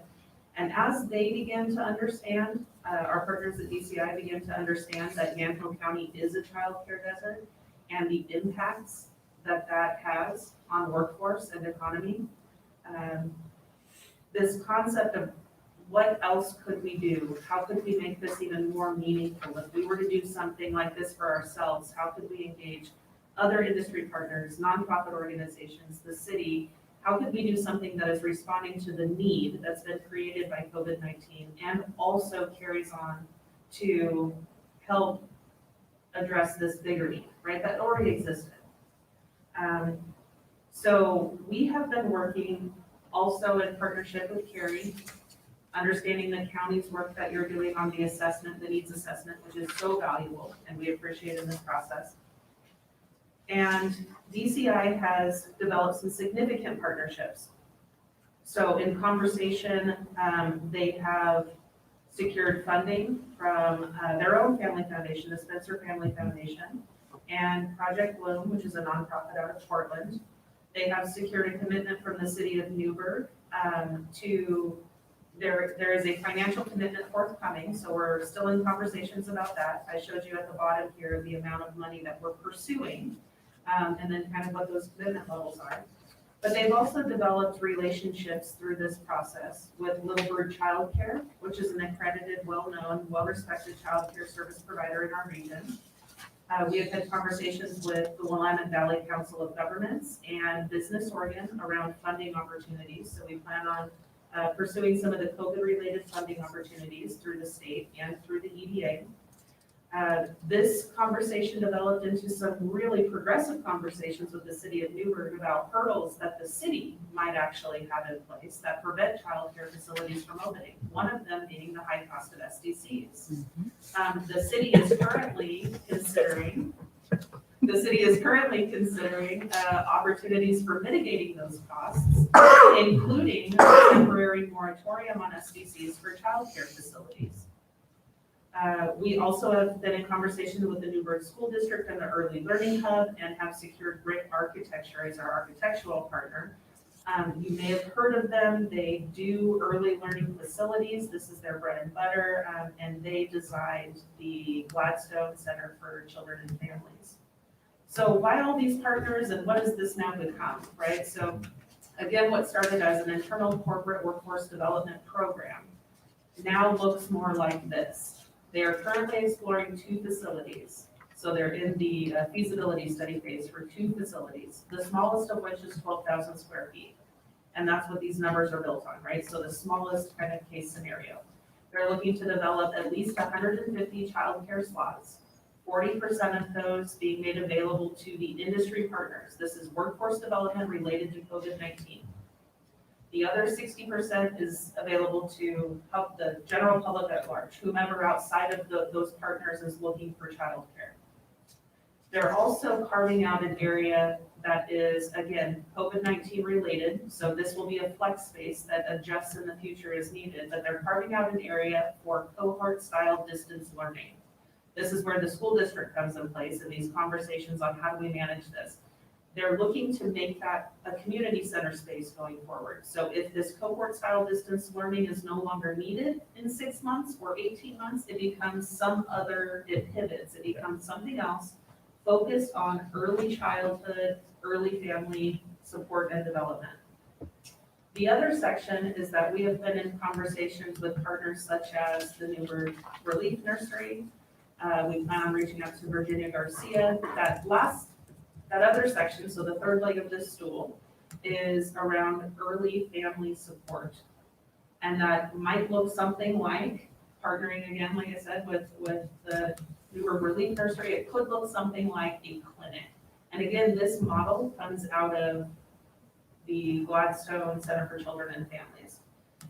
The Spencer family has, this philanthropic arm, and they focus very heavily on dental support for families that can't afford it and for children, and so they'd love to embed something like that in the future.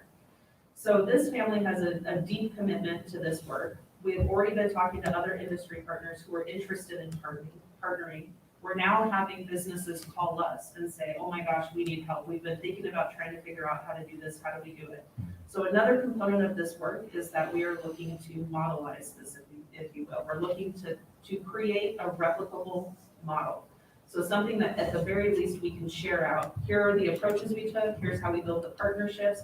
We plan on sharing out our cost modeling. We plan on sharing out our programmatic modeling, and anything that we can to help basically share this out throughout the state to say, hey, small communities that are, maybe even large ones, that are looking to do the same thing, here's how to develop a true public-private partnership focused on childcare in your community. But all of that said, we are still seeking funding. It is our understanding that any sort of funding we might get from the county for this project would be reimbursable expense through the CARES Act funds. So Project Oasis Partners, led by BCI, is requesting the county to consider committing $400,000 in support of development of this project. Right. Thank you. You're welcome. Did I cover it all? Yes. And now time for the questions. You covered more than I thought you would. You did a good job. I'm trying to go fast. I have some questions, and thank you for that. And thanks, Carrie Ann, for working on this. A couple of things. The $400,000, that's for actually just for program development. That's not for any capital costs. Correct. So these are existing facilities. There's no purchase of the facility. This is for programmatic expenses, to build out the facility, to secure. So I haven't broken it out to say it's just for this one thing, but essentially it's for operating expenses and build out expenses of an existing facility. So are you at liberty to say what the facility is, the existing facility? Not currently. Okay, because I have a couple of thoughts, and only because I've been struggling with two local concerns of McMinnville and Newburgh, trying to put together some kind of the ability to be able to help kids do the distance learning for kids whose parents are working or kids whose parents are not engaged. So these kids are not showing up doing their online stuff, and parents have to go to work, and they're having a hard time because the early learning division is they haven't made it very easy for them to do this, and they've been told you're not allowed to. So license, no license, there are a lot of considerations. I did speak to the governor's office, and they said they'd be coming up with some new guidance. But you're right, when you have an immediate situation, we don't really have the time to wait. But we now have two facilities. One of them is Northwest Christian, which is this enormous church, that facility that's not used Monday through Friday. And they want to bring the kids here, somebody will watch them, they'll make sure they're on their computers. There is no religious component to this other than it's a safe space.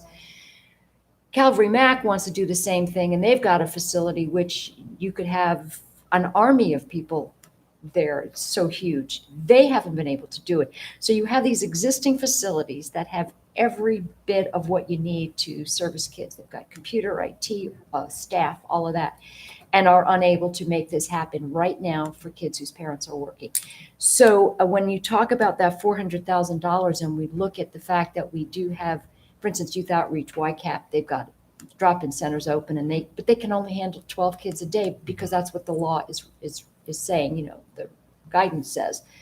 So there are these different places that are actually in the process of trying to stand these up, and they can't jump through some of the regulatory hurdles. So I just want to make sure we're not saying, well, here's this big chunk of money that we're going to devote to this when we've got people who really are ready to pull the trigger and can't do it because they're not allowed to. Yeah. So I guess the question then would be, does this project allow it in a way that the projects that they're working on, these two churches, don't allow it? Yeah, I heard a few questions in that, so I'm gonna try That's to good. answer a couple of questions. But so to the question of, have we identified the regulatory process and approach, and can we actually do this? We have had multiple conversations with not only our child care service provider, who is aware of what are those hurdles if it's parent run, if it's staff run, Right. if it's a community facility versus a private facility. And of course, we've also had conversations with the school district who have actually said, you know what? We would like to talk to you about what it might look like for us to even have, to devote some staff time to having folks there at the facility for those kids, and also utilizing some of the childcare services that are provided. So again, there's this huge childcare service component, but in just speaking about the distance learning, so it's my understanding that if it is a community center space, and that community center is essentially reserved by a group of parents who have come together and created their own cohort, that they can provide the oversight in that space, or you can have a teacher or somebody like that. So long as it's not considered childcare, then you get through that regulatory piece. And so that part of our space would be a community center sort of a space. I think some of the hurdles that some of the churches have, and this is just my own understanding at this point, Commissioner Sterrett, which is always changing, because I don't know anything about childcare distance. Well, I did homeschool my kids for 2 years, but outside of that, I don't know anything about this style of distance learning, and I'm learning daily. But we're all, part of the problem is the advertising. It's getting people to understand that that facility is available and to get their kids there. So by working with the school district, we're hoping to be able to identify those opportunities more directly. Also by partnering with the industry partners. So we have had some of our industry partners come to us and say, I have staff who are coming to me who've already coordinated and are asking to use our office space or our conference room to bring their kids in so that they can be doing distance learning in there while they're working, because they need to go back to work, but they can't leave their kids at home. And those businesses are concerned about that because obviously they're taking on liability in a very different way than they ever have before. Many of these are manufacturing facilities, so kids have to walk through manufacturing space to get to that building, and it's scary, it's intimidating, right? But they say, but our staff needs this. So by connecting on this project with industry partners, we're hoping that we'll be able to immediately identify those opportunities and bring those folks in. Again, for use of this community space that we just help organize the programming. How does it look? And provide functional space. But we're all working through that in real time, Commissioner, to be honest. And we have also asked the city of Newburgh if they had space to help cut our costs and what might they have available. They just don't have any public buildings available. But we are happy to partner with any of those organizations in developing programs, sharing resources, and we are following, I'm not going to say the ever-changing regulation, but the ever-clarified level of regulation and what we should be doing. So you're working with the early learning division, Yes. and they are making it clear that you have, licensed daycare means one set of rules, unlicensed, that whole thing, which Yes. is so complicated. Yes. But just to be clear, so that opportunity it's in other words, it's a little limiting when people are trying to stand it up on their own, because there's number of hours, number of kids, the parents have to be on site. You can't be teaching them anything. You have to have so yeah, as long as I'm sure you've probably. Well, we do know, and it's also why we've kind of created a smaller space for that structure, because we know that we can have an impact, but we don't know how much of an impact entirely. We have some ideas from the school, and we don't know for how long.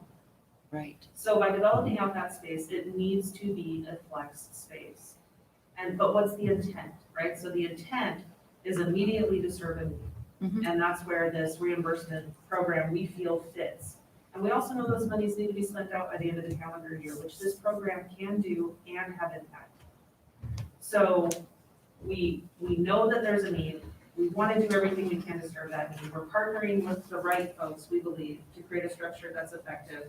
And then we also know we need to be able to and be prepared to pivot. And that space we use for something else, because the childcare component, long-term, these partners are committed to bringing a larger volume of qualified, high-quality, affordable, safe childcare to this county. So what that space looks like in the future, not 100% sure, because it's going to be driven by the needs of our families.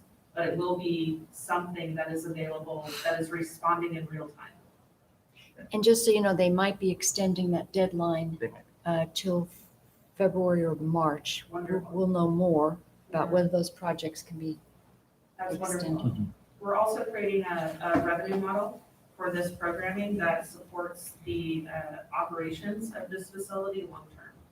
So this isn't something where we plan to keep coming back saying, hey, keep funding this. We're trying to get it up and running, get it started, all those initial costs involved. Again, we're working with the city and other partners to try to decrease fees, to try to expedite permitting processes.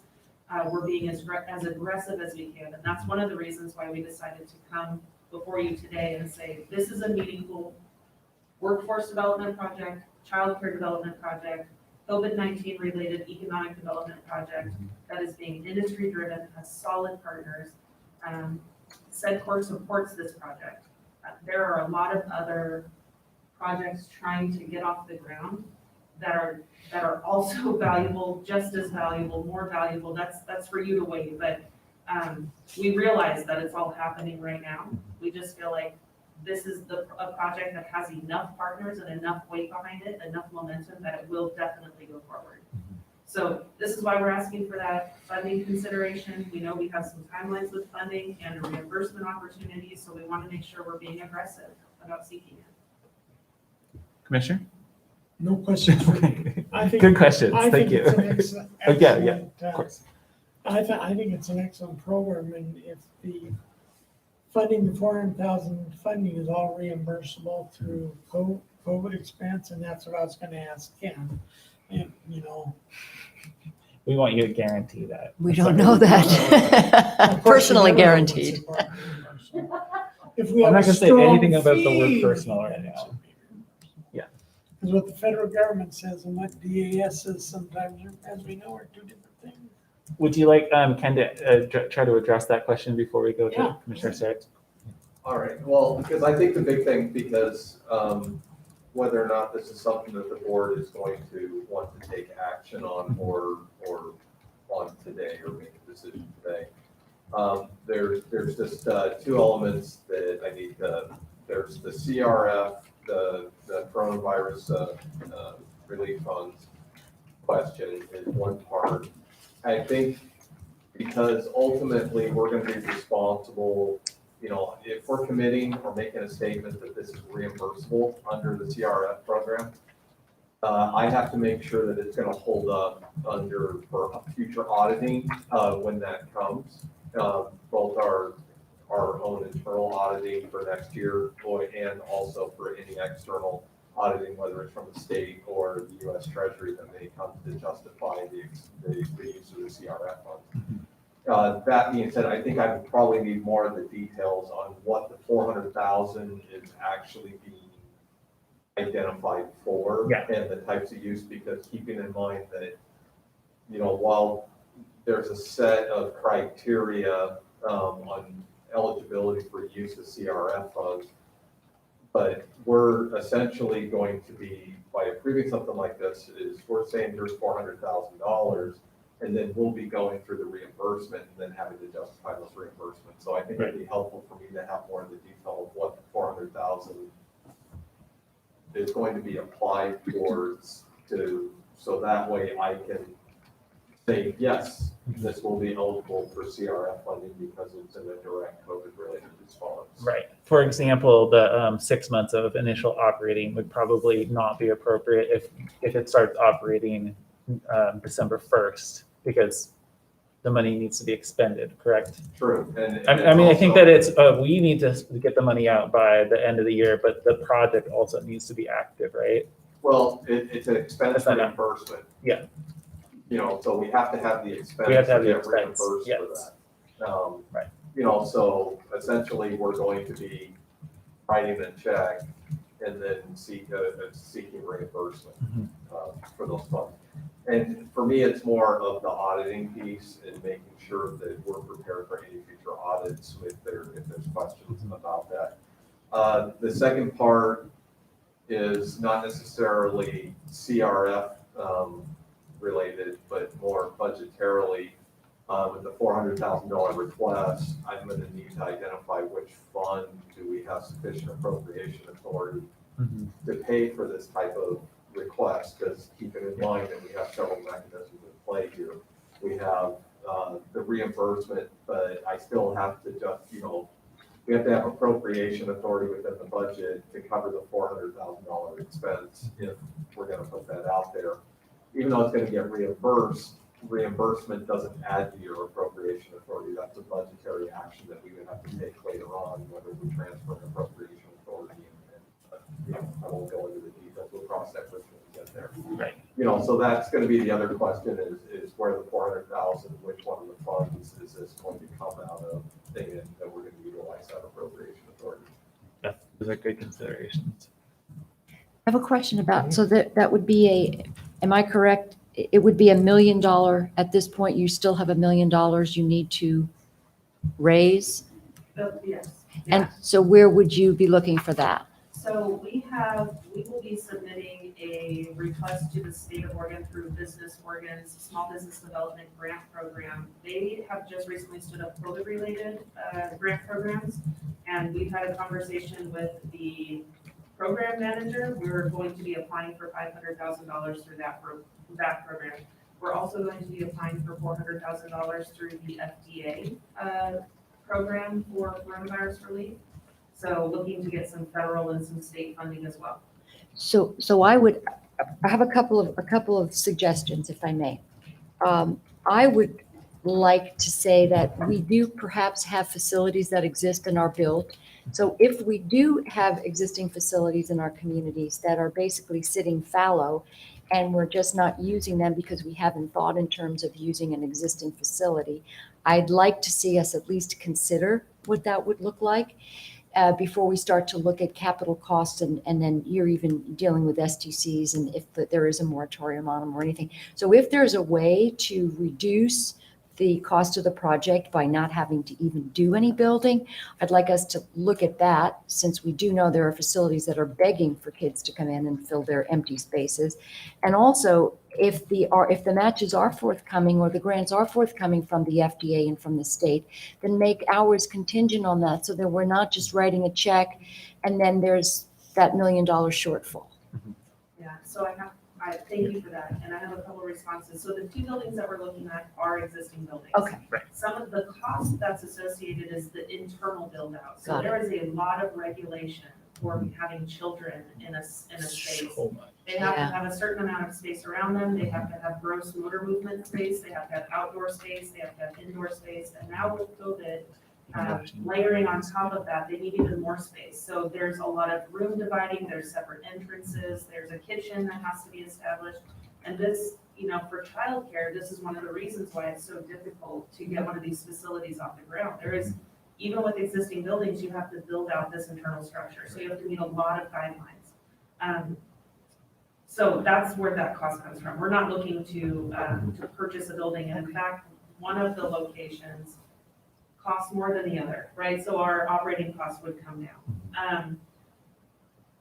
Another concern, so I would ask that you consider that if you were to consider a contingency on the funding, that the federal and state funding would not be known for months. We wouldn't know for probably 2 or 3 months. We would be moving forward with this project with these initial partners, working to garner additional resources as we move forward. So they are committed to this, knowing what the price tag is, moving forward, finding other partners, doing everything we can to move this forward. But if we have a timeline to request CARES Act reimbursement, that is shorter than the timeline that we would find out about whether we qualified for, let's say, the federal funds, then we would definitely miss that opportunity because the window for them is longer than this reimbursement window. Sure. So just something that I would ask you to consider. I appreciate Ken's comments about needing more detail. This is all, again, it's emerging and changing all the time. So I am not sure exactly what detail he needed. That's why I provided what we have here, and I'm happy to dissect that and drill down a little bit more and make sure that what this would be funding is in fact reimbursable. And that we're all clear about what that looks like. So I would be very happy to do that and potentially work with Carrie. And I know our partners in Polk County, right, recently stood up a grant program for childcare development facilities. And that was their attempt to say, okay, let's at least support the ones that are still existing, that are here, and make sure that they are as solvent as they can be so that they stay open and keep running. And hopefully if any others are able to stand up, quickly. But my understanding was that was also CARES Act reimbursable funding. And so we can also ask them kind of how they're looking at those funds and how is that used for childcare, sort of COVID-19 workforce development, childcare related activities. Right. So we can learn from them. Yeah, for sure. So I'm wondering if we did write the check, then you wouldn't know about the $1 million, let's say $900,000 for several months. How then does that actually satisfy the requirement that the project be in the works or implemented if that money isn't forthcoming? And then you obviously can't go forward with that big of a funding gap. So we would be doing a slow build then, right? So if we don't have all of the money in time we have all the money on the table and move forward, we would be building out the initial childcare space and the distance learning space right away. The third party participant, our nonprofit partner, would come in later, and then we would probably develop out the outdoor space later. So we would have a phased development. And like I said, we are continuing to seek additional partners. So to access this immediate funding that is all, kind of COVID related, childcare related, is our best case scenario. But this family has a solid commitment to this facility and this project. If we don't know where we're gonna secure funds, and to what level and how quickly, that might also change. Are we gonna go for the larger facility or the smaller one, right? And how do we do that so that we can kind of scale this up? But we do have a couple of model approaches to consider in order to do that. Thank you. You're welcome. That makes sense to me. I'm wondering if Ken has any concerns at this point other than the little more detail. Ken, what are your thoughts, sir? Sorry, I was looking at trying to, because I figured some questions were going to be hitting my way and I was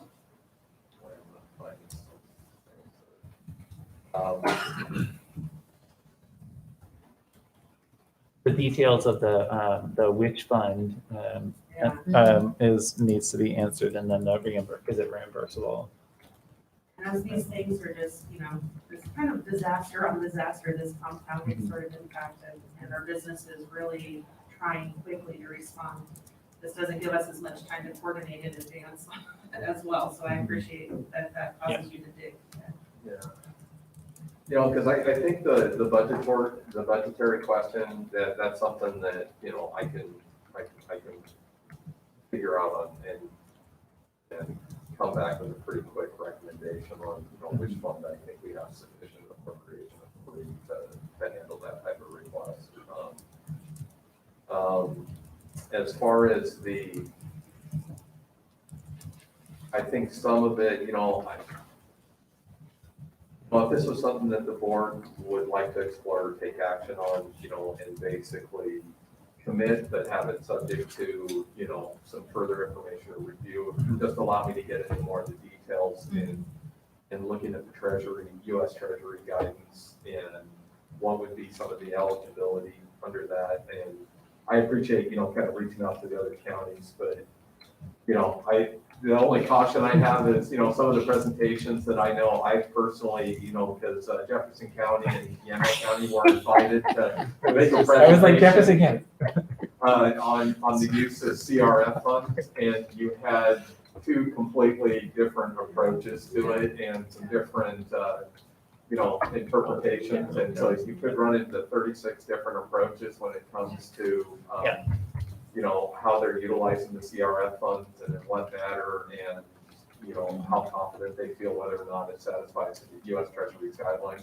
And admittedly, the U.S. Treasury keeps coming out with new updated guidelines and not necessarily new restrictions, but just more clarity on some of that. So, I mean, I could do some research on that when it comes to the CARES Act and do that, but at the same time, I don't think it needs to hold us up, unless the board feels, unless it's a non-starter if this isn't eligible for CRF money, would kind of be the starting point. Yeah. But recognizing that the risk would be, we get down the road or into this project and maybe a portion of that isn't eligible for CRF funds, or there needs to be some conditions or some type of an agreement on how the funds are being used to ensure that we're able to get funded. And then there's the amount, because the other part that I would just highlight is the CRF funds. And that was the number I was looking for, because I can't remember right off the top of my head. It's just over $3 million that we have as part of our allotment. I want to say it's right around 3.4 or 3.5. 3.6, yeah. Yeah, and I don't have a number. I've been trying I to know. dig it up. I only have 2 significant digits on that one. And I'm looking at that, and we have already sought reimbursement for just over 1.3 million of that. So we have funds, and we have several other agenda items further on the agenda that are also going to be some CRF requests and funding requests. So it's going to be one of those to also keep in mind as consideration that that's not just eventually. At the same time, I don't necessarily want to, come December, leave funds on the table that we didn't utilize to help respond to the current pandemic. Yeah. And again, really keeping the emphasis on these funds are for direct response to the pandemic. Yeah. So I gave a lot of information, and it's just because I have a lot of questions. But at the same time, depending on the action that the board wants to take, you get any direction, I'll dive into it and I'll get the information we need to make it happen. Well, I would like to see this go forward, provided that it can be reimbursable through CRF, through our balance. I would too. I'd like to direct staff to work on just to make sure that we have as many of the bases as we think they'll be covered until they change the bases. Yeah. And there's some other projects that I know don't have the level of partnerships and support, and that's encouraging to me. I mean, I think that's an important part of it. And I like that it includes some of our local manufacturers who are looking to help their families, right? Because that's an important component to me. I am concerned about the dollar amount and obviously the concern that it's maybe only a portion of it could be justifiable as a COVID reimbursable expense. And what happens if, what are we looking at, for instance, just best case scenario of getting this up and running In terms of timing, in terms of timing? I would say probably February. So February. So let's say February comes and all of a sudden, just hypothetically, this virus seems to just become not much of an issue for us anymore. What happens then to the implementation of, I know you said it was going to be flexible so that be able to sort of pivot, but as far as the funding for something that is no longer one of the reasons why the project was the rationale for it. Well, and my understanding is that the economic recovery related to COVID-19 is reimbursable, right? And what does that look like? And so childcare being one of the top items that the federal government, the state, and even you all here, the Board of Commissioners, has identified as being a need for the community, but also a need in economic recovery, that component still would qualify, right? Even if that cohort style distance would distance learning didn't. So, you know, I kind of look at this like when you give, when a grant is awarded to a business in our region, and then they don't fulfill the conditions of that grant, right? Or they decide not to do that project, those monies need to be given back, right? So this project needs to be just as accountable as any other project would be. So first of all, if I went through this process with Ken and we determined that out of the $400,000 ask, only $300,000 of that is eligible for reimbursement, we would adjust our ask to meet that, right? If that's appropriate for the board and if they couldn't kind of cover those funds out of something else. We really want to optimize the funds that are available to this county that are being offered by the federal government and by the state to recover from the coronavirus impacts on our economy. And this is a significant one. So I think that having that just true conversation about, is it reimbursable? How much of it could be reimbursable? What are the activities that qualify? And, you know, I feel as confident as I can feel that this project is going to move forward. What all it entails and the scale of it will be driven, at least in part in the beginning, by the amount of funding that they're able to secure. So we will have a greater impact in our regional community if we have more funding for this project. But we need to be held accountable, and I think that's where you're going with that, Commissioner Starrett, is making sure those funds qualify, they're reimbursable, we're doing the things we said we're going to do, we're having the impact we intend on having.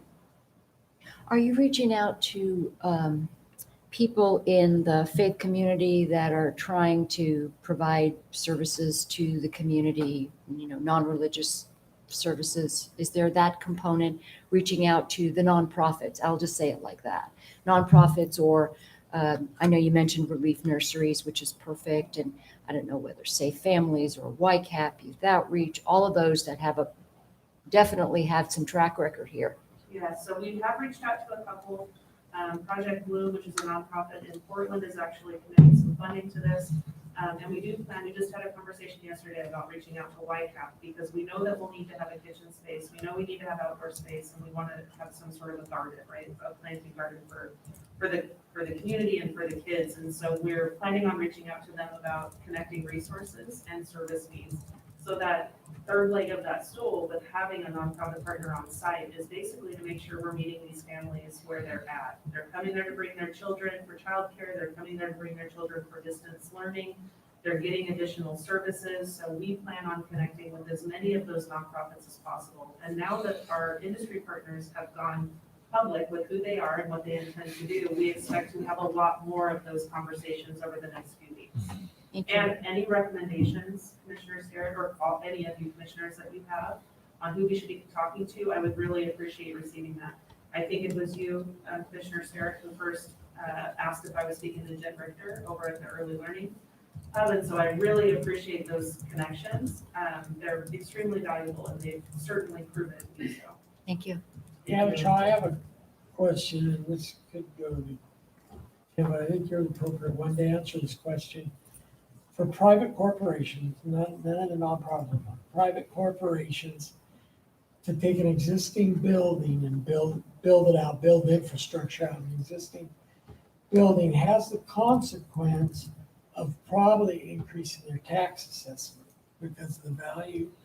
Are these companies aware that, number one, that chances are they're going to see a tax increase?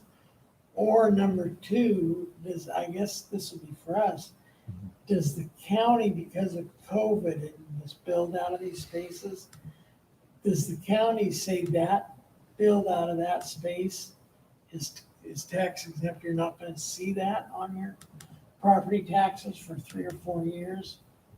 Because I can imagine what the build out you're talking about, which are fairly expensive build outs, that it's going to have probably a significant impact on their property taxes.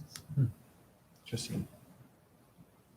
So yes, the industry partner is aware, and that is a part of this long-term commitment, right? So you see some initial dollars in, that's for, initial build out, initial operating, but they also plan on staffing this facility with a maintenance person. Yeah. They know that they're increasing their tax roll. They have an insurance liability that's increasing on this space. This is a facility that's going to be managed by an independent industry partner. So that level of commitment that they're bringing to this project is phenomenal. And I would love to see that replicated throughout our region.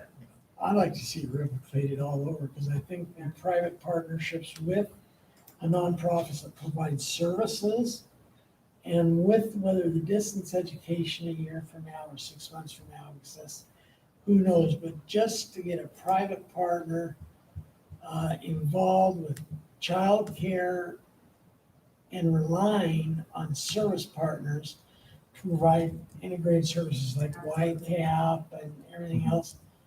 I think that's I think that's going to be the model for the future. I really do. Absolutely. And the fact that the city of Newburgh is stepping up and recognizing exactly what you are, Commissioner Olson, and saying, you know, I don't know what that mitigation step is going to look like in terms of costs that the city is considering, but for them to even be considering a moratorium on SDC charges for childcare facilities for any period of time to address this immediate and urgent need also shows the city's commitment to this project. And like I've called that out in this document in a few different ways to make it known that it's significant. And I think, you know, if the county looks to consider any sort of approach like that in the future, would certainly be appreciated by these partners who are investing a big commitment. I know that Commissioner Pope, his like long-term vision has been to have a co-located, essentially something like this, but for Polk County employees, because of how challenging it is to find childcare in the community for people who come to Dallas. But I know that he kind of had to set that aside in order to focus on like, let's get dollars out for childcare now. But I know that that's still his vision too, which is just swapping out a private business for public.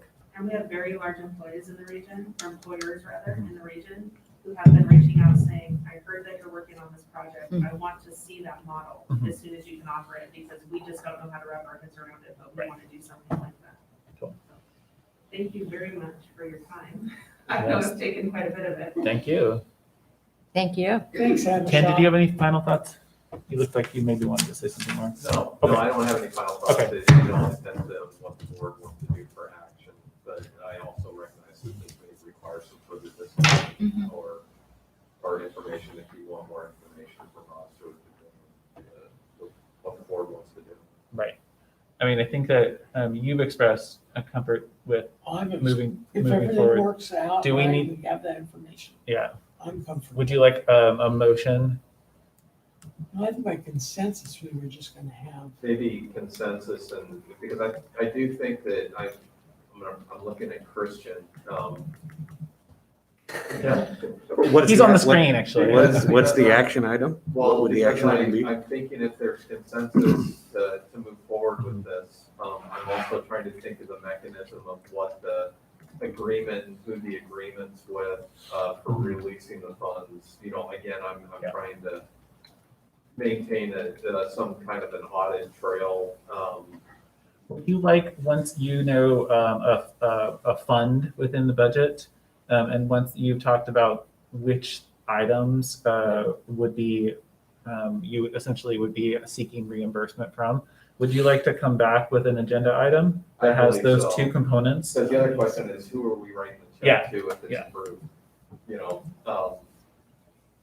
Okay. Right. Good question. Yeah, because I think what we're asking for now is just I think what we're saying is just a consensus to go ahead and do that. Do that work and come back to us. because then I can have the information where the funds are coming from, and we'll have who the check is being written to, and who's going to be charged with the funds, and have all that in line and formalized. Super. And then that would require formal board action. Yes. Great, I would be glad to do that. So I'll follow up with Ken post haste and get that Yes. to you. Carrie also reminded me that the survey that the county did for the child care needs assessment also included that corporate component. So we are compiling a list of corporate partners who'd be interested in similar type of programming. But just another connected component to the work that y'all already put into place, which I'm so grateful for. That's So right. thank you. I'll Yeah. follow up with Ken. Awesome. I see, Thank you. Thank you very Two much. choices, Abishai. You could either play hooky the rest of the day, or you can go back and put up with the noise in your I house, know. but that's Just strictly. tell Eric we went till 4:30. Oh, I will. Exactly. Hey, I'll tell Actually, her. Commissioner. I'll tell Just her. to clarify, I'm still I here. don't think Abishaw's going very. No, far that's because true. We do have another agenda item. We will get there. You're stuck with me through lunch. Thank you. All right. Great, thank you. Thanks. Move on from department updates to item G, which is our consent agenda. And commissioners, we have minutes on the consent agenda, and we've all initialed them. So, Mr. Chair, I Yes. will make a recommendation that we approve all the minutes listed on the consent agenda. all right, all in favor, signify by saying aye. Aye. Any opposed, same sign. The record show unanimous approval of item G1. Item H is old business. And under item H, we have H1 is docket Z-02-02/FU-02-20/SDR-16-20, which is a request by Integrated Beverage Group LLC for a limited use overlay amendment, zone amendment, similar use determination, and site design review. The applicant was seeking to co-locate a distillery and related spirits tasting within the existing winery facility. The applicant and the owner was Integrated Beverage Group LLC. And this was continued from September 17th of 2020 for findings. And Todd is, I believe, with us. Todd, do you have anything you'd like to add? He fell asleep. No, I need one more. Commissioner, I need one more week. Okay. That sounds great. Do we need to give you a motion for that one? No.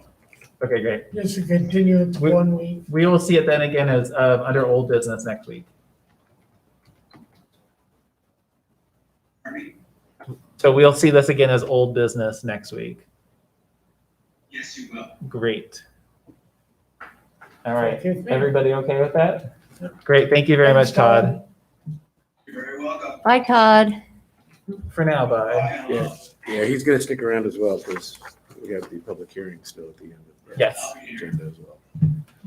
All right. We will continue that to next week. So we'll move on to item I, which is other business. And item I1 is consideration of approval of amendment number 10 to agreement 159184 between Yamhill County and the Oregon Health Authority. Which is board order 19-229 for additional funding in the amount of $443,821 for the financing of community health, addiction treatment, recovery and prevention, and problem gambling services, retroactive to August 1st of 2020. And Commissioner Sarah, is there anything you'd like to add? I won't add anything at this Okay. point. I think it basically is just to cover anything that's related to COVID requirements. Yes, absolutely. Thank you. Well, I would move approval then of item I1. All in favor signify by saying aye. Any opposed, same sign. Record show unanimous approval of item I1. Item I2 is consideration of approval of amendment number 1 to an agreement between Yamhill County and Sunrise Family Clinic LLC, which is board order 20-29 for medical services in the McMinnville School District School-Based Health Center or Health Clinic, which is SBHC. Adding auto-renew language and modified payment schedule language to the existing agreement. And I want to check first, is there anything you would like to add? Okay. great. No, I mean, it extends the term, and as you just said, provides for some modified payment options. We had asked, or I had suggested last time that we get more information on utilization from Lindsay Manfrin, and she did send that to you. So I Yes. think you've seen that we're servicing 160 kids so far, and they are still accessing the services, which is kind of what we needed to know. Yeah, exactly. And I would move approval. Great, thank you very much. All in favor signify by saying aye. Aye. Any opposed, same sign? Record showing unanimous approval of item I2. Item I3 is consideration of approval of sub-grant agreement number 6065 to the Coronavirus Emergency Supplemental Funding between Yamhill County and the Oregon State Department of Corrections in the not-to-exceed amount of $9,420 for financial support to local governments for program and service expansion in response to COVID-19, retroactive to January 1st of 2020 through January 19th of 2022. And Commissioner Olson, do you have anything you would like to add? No. Then I would move approval of item I3. All in favor signify by saying aye. Aye. Any opposed, same sign? The record show unanimous approval of item I3.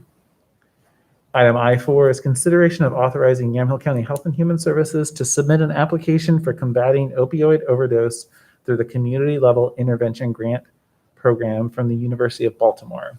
And there was a good memo in the It's a very packet. good memo. Yes. Just basically the community-based interventions for drug overdose. Yes, I'd move approval. great. All in favor signify by saying aye. Aye. Aye. Any opposed, same sign? The record show unanimous approval of item I4.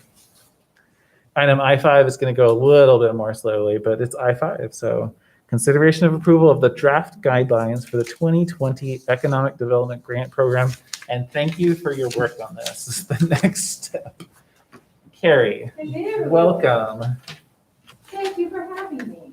Thank you for a memo and description that's very easy to read. Oh, good. Just, it was very digestible. So these, this is in response to a conversation we had a number of weeks ago that was originally going to be about satisfying community grant requests that often come up in the budget process. Then we were looking at expanding this and making this additional COVID response and recovery as that has dragged on a bit longer than anticipated. So this is a broad guideline. It's for 500,000. At this point, it's expected the only piece that might potentially not be reimbursable would be the community events piece, which would be 30,000. Although we would anticipate asking for a COVID type Component to it. clarification. Yeah. So many of the nonprofits that have events, there's a reason that is related back to COVID. So that would be a piece that would be emerging. So our concept was to allocate these portions to each of these different, the community events, the program service expansion, capacity building, recovery, adaptation, transition, and specifically for a 501c6 business recovery. Those will be the chambers of commerce and the downtown associations and the typically membership-based organizations. Those organizations have largely been excluded from other funding opportunities, and as you know, they provide a huge service to local businesses and to assist in many of the other activities. So, Being on the round table with at least 3 of them every week, we know. oh yes, for sure. So this 4 of them, I should say. ideally, this just gives you a place to start and say, okay, what pieces do you not like? One significant change from the last few grant rounds is that we just secured cloud-based web management software services. And so all of our application, all of our communication, all of our review process will all be managed cloud-based. It's a wonderful, simple, intuitive, does not tax in any way the county's IT systems. And so that's a really exciting piece. So we would have an eligibility component, and then we can have multi-tiers where people select not only who they are as an organization, whether that's a nonprofit or a business, but then also the area in which they would like their applications considered. Yeah. So we have a lot of control over that. That's very exciting, and thank you for putting It's this really together. exciting. It's really nice to have something of a program, rather than my first year on the budget committee was like, what are we doing? So, You get money and you get money and you get money. yes, that's what I thought. I was like, how do I determine which of you gets this? So it's really nice to see. Cute puppies always I win have out. a question for you on where they can go in, and I like the idea it's going to a cloud-based solution, where they can go in and check what areas they want to participate in. Can they check more than one, or are they limited to one? We can build it any way we want to. So, we can say one application per entity, in which case, they would identify one area that their project or that their expansion would relate to. But it would be entirely up to you. The nice thing is that the level of quality control is tremendous. It keeps the records, we're able to report on it. We can also manage the whole grant reporting process from the award recipients. Awesome. So which is huge, so. Ken, So is it's up to there, you. Ken, is there anything, since a large portion of this is intended to be COVID CRF reimbursable, is there anything that you'd like to add? There's not, because this is much like the grants that we had done early on in the pandemic that were really focused. I mean, there's specific categories directly to small business emergency grants and economic recovery. Yep. And it's something that we have sought out and were reimbursed on that earlier program. So I don't have any concern. But again, it's going to depend on the applications and what's being applied for. That's good. Again, that's part of that whole, what I call the audit trail. We get the ask and the request and we see, and then we have agreements and we're making sure that the funds are being spent on what they're asking for. And so we have that, it's all part of the audit trail. So I don't have concerns.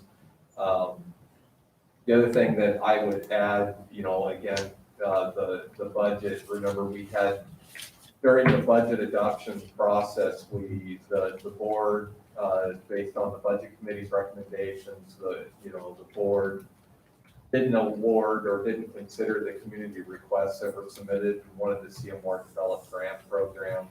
So we're doing that while at the same time recognizing that we're still in the pandemic and trying to balance the two and really trying to focus the priority on that economic, that's pandemic response as well. And, so it's not all just about whether or not we can get reimbursement on the CRF funds. We had funds identified for the grant programs and landfill license reserve and O&C funds.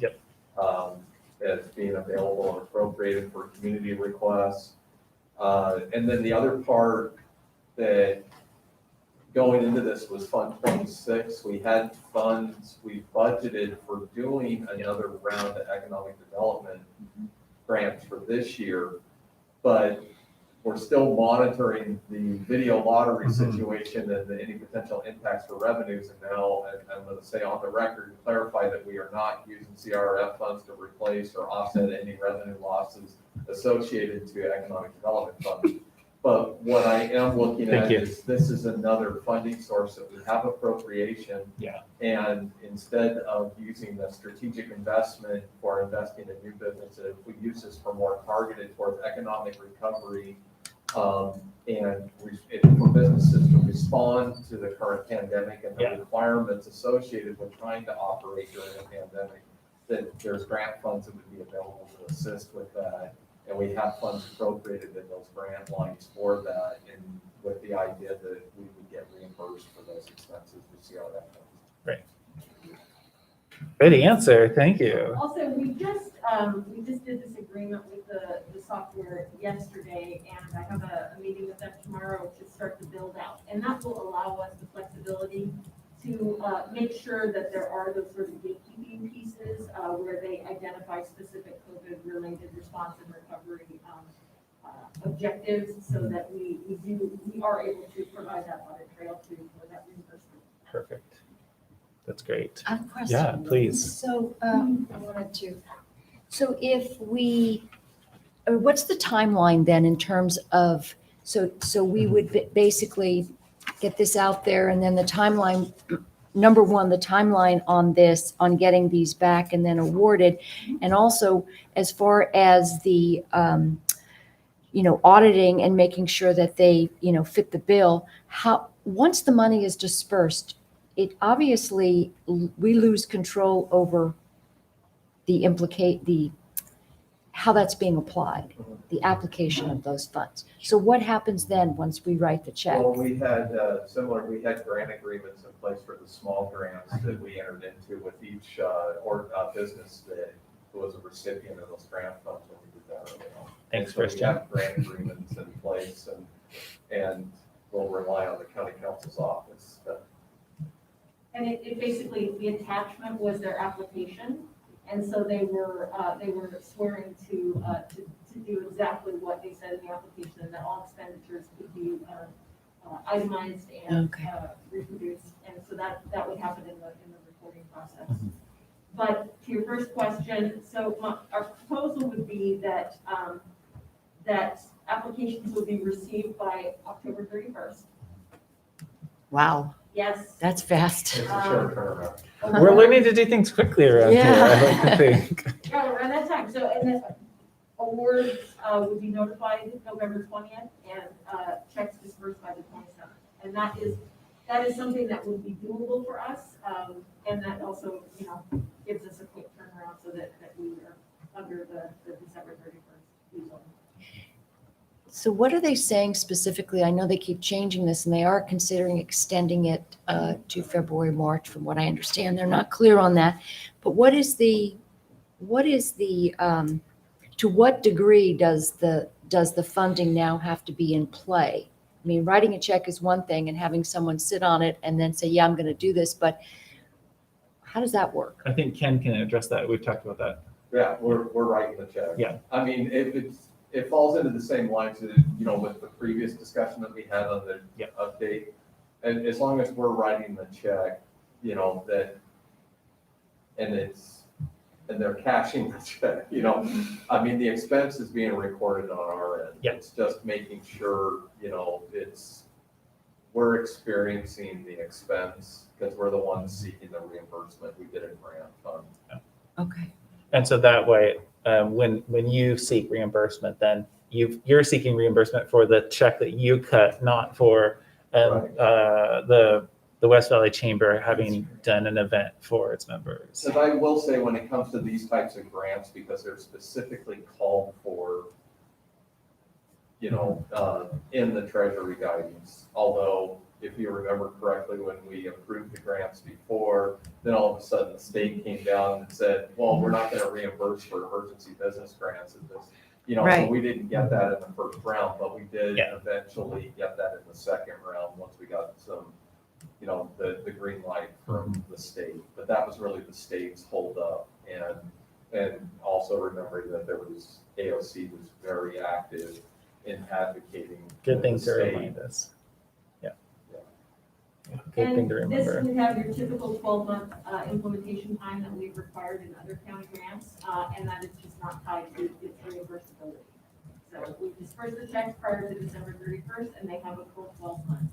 But the other thing is that they have that money available to them in the very short term to address needs before the end of the calendar year. Mr. Chair, Please. is there's no more discussion. I do. If there's no more discussion based on the job that Carrie, Martin, and Abishaw did on the original grant program, I would recommend that we approve based on our conversation today and the items submitted on the grant that or grant guidelines that we approve the draft guidelines for the 2020 Economic Development Grant Program. Okay, thank you, Commissioner. All in favor, signify by saying aye. Aye. Any opposed, same sign. Let the record show unanimous approval of item I5. Thank you, Commissioner. Thank you for your work. Thank the Thanks two a of lot. for Thank you working both. on this. Appreciate it. Thank you. So now you can play hooky, Abishaw. That's great. Sweet. Eric's actually watching, so. No, Eric's not. Oh, See yeah, Eric. I bet he is. All right, well, thank you. We move on to item I6, which is consideration of approval to contribute additional Thank you. funding in the amount of $50,000 to the YCAP, the Yamhill Community Action Partnership, also known as YCAP Motel Sheltering Project from the Coronavirus Relief Funds, as previously approved in Board Order 20-140. And we have some more, the updated information in the packet. YCAP was not able to secure one of the federal grants that they were seeking. They will have to wind down the program starting in October if they don't have funding to keep it going. We were able to, is this correct, Ken? We were able to get reimbursement for the first round that we dispersed, which is for 1 month of operating expenses. Correct. And then we have the information on both project partners and the success of the program. And I would just highlight, a common theme here with the CRF funds. This is another one of those categories where we did get reimbursed. There is a specific category, for the sheltering of homeless. And this is in response to the current pandemic. So this is another one of those that there's a direct line in the treasury guidance Yes. and what we're using for these funds and we got reimbursement on the last contribution that we made like that. So there, I may be able to answer them, but. oh, no, go ahead. No, questions, but I may not be able to, sorry. Well, I was just going to talk about the fact that YCAP has definitely got a lot of lines in the water. Haven't heard back on the CCO, whether they would be funded for Right. the CCO, obviously the COG funding.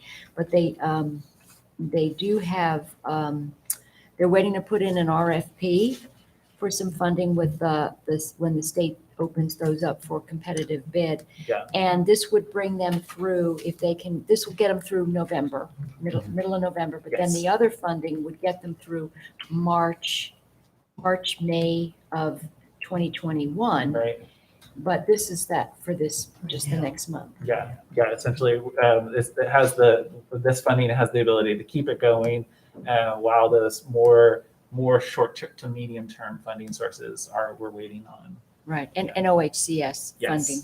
exactly. Okay. And at this point, I also want to acknowledge, thank you for being on the board of YCAP. Oh, well, it's been a year, that's for sure, for Oh my YCAP. gosh. They have really hit the ground running. Yeah, And Alexandra got here, and from the moment she got here, it's been one thing after another. yeah, I mean, I'm thinking of all the funding. It was something like 12 times as much funding for the rental assistance that they've been getting out the door to people as in a typical year beforehand. 12 times. And the fact that they were able to, I mean, that any door, that one-stop shopping has made it.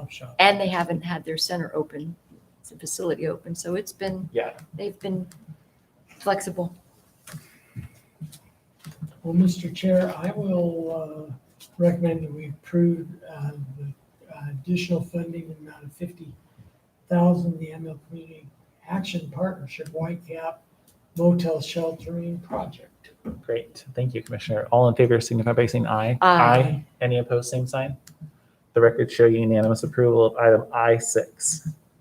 Now, item I7 is, I'm looking very far forward, so I just want to give you a real brief overview. I'm still waiting to hear from Commissioner Adair about the specific details of the Deschutes County project, which is basically they do a week in spring of fire prevention across the whole county. It's a media thing as well as a physical thing of clearing out, working with your neighbors, and they work with all the partners. I need to get the details from her, but I'll see her in a couple of hours here, so I will remind her that she has an email. But I just wanted to get the conversation started, get you all thinking if there were specific partners that you would like to engage with. And I'm not thinking about this as being much in the way of a financial commitment, but really we're bringing everybody, partnerships and agencies together with homeowners, landowners to be ready. I'd spoken to Brian Young about this, having interfaced with it on a way too personal level in terms of the second fire and the last one just a few weeks ago. One of the things that I had asked him is if we could really, along the same lines of getting some education to the sort of that, that interface, people who live rurally but aren't really paying attention to how they can make their properties more defensible. So so one of the things we talked about and is really getting our local fire departments, ODF, and talking about those. They do have seminars and education and getting folks to basically just take ownership of what their part is in wildfires. Totally. And TVF&R, one of them is one of those agencies. They can come out and do a fire risk assessment. So, I'm picturing us working with them to get that message out to people who may have no idea about it, or may not even have thought about it until a couple of months ago. A lot of people that don't even have the thought about, should I be using a metal roof or should I be using a wood roof? Should I be using concrete board siding? Should I be using wood siding? Mhm. They don't think about that thing when they build out there. And I think that's the kind of education that's needed. Right. And we don't have to reinvent the wheel because, there's fire-wise communities and all kinds of things. But Right. Commissioner Adair has a very good program. So Well, and I was just gonna highlight because we have in the past, and I'd have to verify that, but it is something that Title III funds have been used for because there is, Yeah. you know, for Firewise communities, and I think that we've actually funded some projects. The county has funded projects, and this is years ago, Okay. in cooperation with ODF on some of those programs. And keeping in mind that we do have Title III funds, that this is potentially one of those few categories that Title III funds can actually be used. That's right. right. That's a good point. Yeah. That's But a really good point. I just wanted to bring it up and get Thank the you for bringing conversation that up. started. Appreciate And it. thanks for checking with Brian Young. All right. I will. Oops, sorry. Mr. Chair, before we go into our public hearing, may I recommend or suggest that we take a break? That sounds Actually- great. We still have one more agenda item. Oh, sorry. Oh, I was going to ask that, because we do have, I was gonna say, a request from the clerk. That's the one. Oh, right. For an add-on item, and I Got know he's been patiently. He's just listening. On the video call. Also, he's Yamhill County. He is the Yamhill County. You know who TS is. And that's the, I believe that, Carolina, did you give everybody one of these? Okay, Yeah, great. and So we all please have it. ignore the subject line because all this started with a miscommunication on my BOPTA. part and confusing. We're not looking at taking action on the BOPTA No. appointments this morning as an add-on. What the request is, Brian, are you there? Did you want to? I am. He is, There you yeah. go. I can hear his phone. Clerk, welcome. Thank you. Nice background, by the way. Oh, look at that. Wow. PCC. In front of one of the new boxes. It's a handsome box you have there. Show off. That's very funny.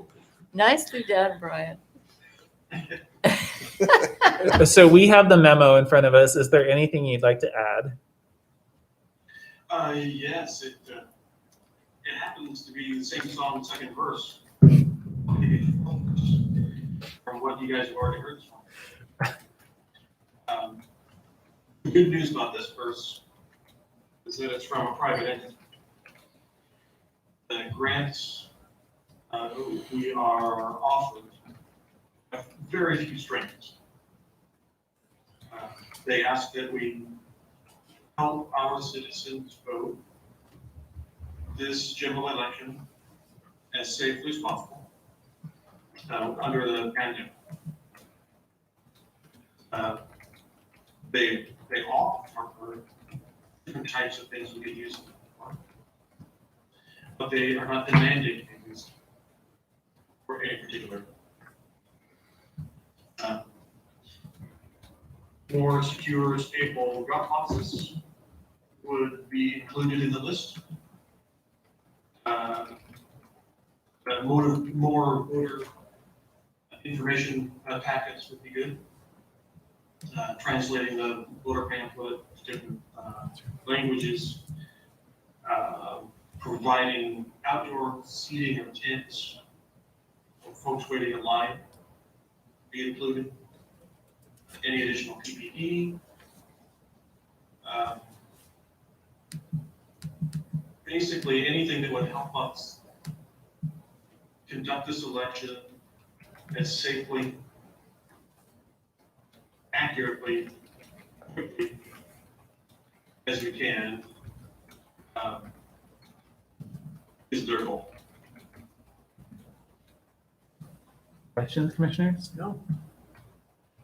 Question of the county clerk? I've never questioned the county clerk. Commissioner? So I have a couple of questions. So what will these expenditures, in other words, these are expenditures that will be reimbursable, correct? But these are items and initiatives that we've already and would already be doing, correct? This would allow us to add to what we've already done. Their proposal is to give us a single check of $58,000 or whatever the dollar amount is. And then we would return anything that we did not use by the end of the year. And restrictions? We can't use it for Christians' Taj Mahal. I mean, I hope he's not It's a- at risk of dying. It's a palais de justice. Got it. The restriction is really, I have to tell them what we did by the end of January 2021. Mhm.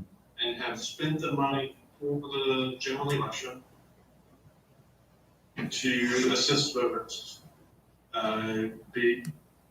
Providing an election that is as accessible as possible with as few barriers as created. I was just looking up the Center for Tech and Civic Life, just to get an idea of who they are and what motivates them, and just looking at that right now. Basically, it's a group of tech individuals whose long-term goal is to use technology to improve elections in America. In this case, there's some low tech. They want everyone to vote on their phone.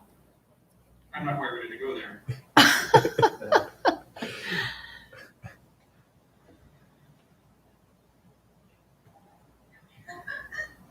Other questions? You have some background.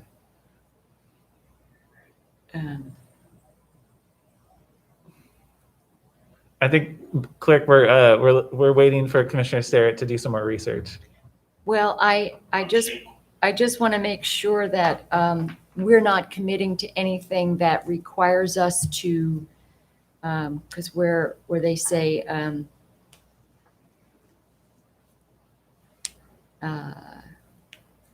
using technology to modernize the voting experience. And I think we all have concerns about how technology could be misused. And I just wanted to make sure there was no screaming red flags here. But I'll leave that up to you, Brian. But it sounds like this isn't really about technology in this case.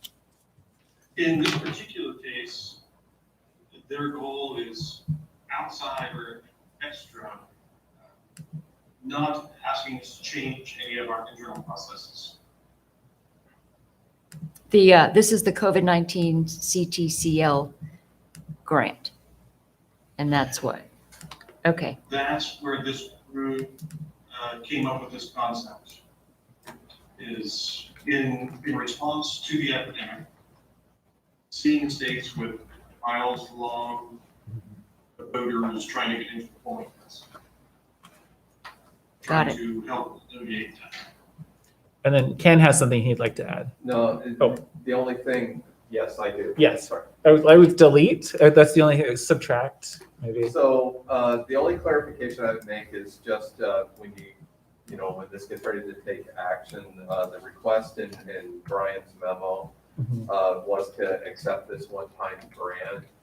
That would be the action that you would be taking.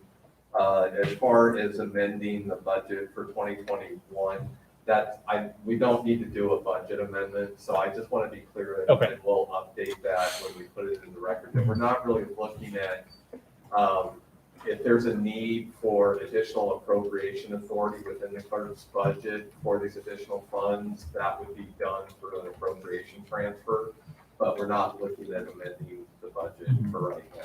I think Brian, I think you have sufficient appropriation authority within your budget to handle this type of request. Okay. Even though it wasn't budgeted for, but it's Yeah. something that we could solve really simply with an appropriation transfer if it's needed further in the budget year. Perfect. At another time.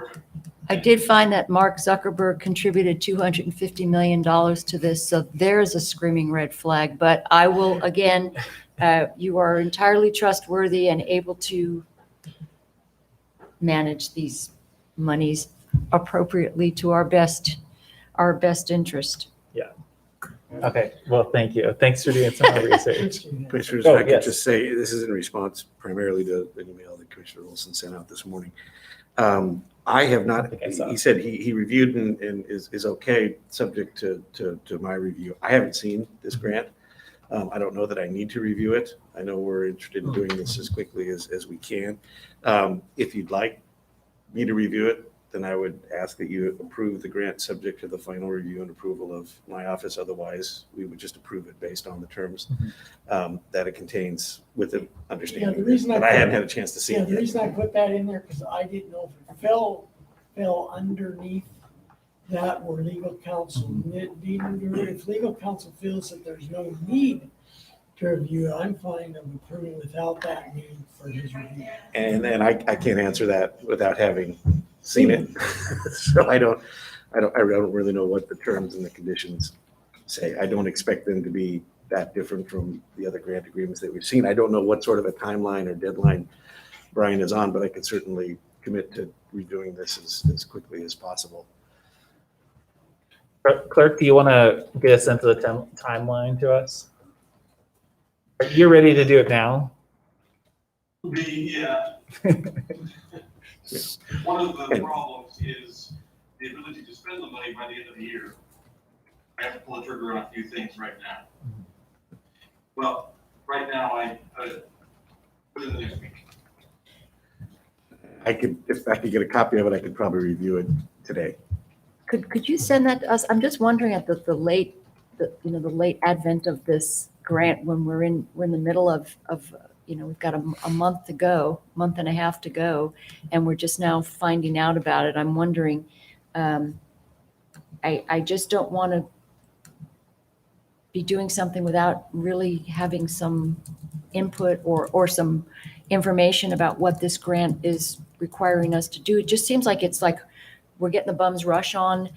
You're going to have to take this money. If you want this money, you have to take it, and we have to use it by the end of the year. But we are in the middle of elections, so I don't want to say no. I don't think we should do it. Obviously, I just don't But know. you'd like to see a copy of it. See what we're saying yes to.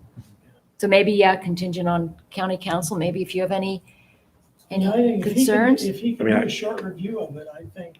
I guess I assumed you'd all had a chance to review the grant agreement. Are you just working off of the memo then? We're just looking at them. Oh, okay. Yeah. So I'll review any document that the board wishes me to review. This is the kind of document, I think, in its amount that would normally be reviewed. If I'm understanding right, it's somewhere in the range of $50,000 to $60,000, right?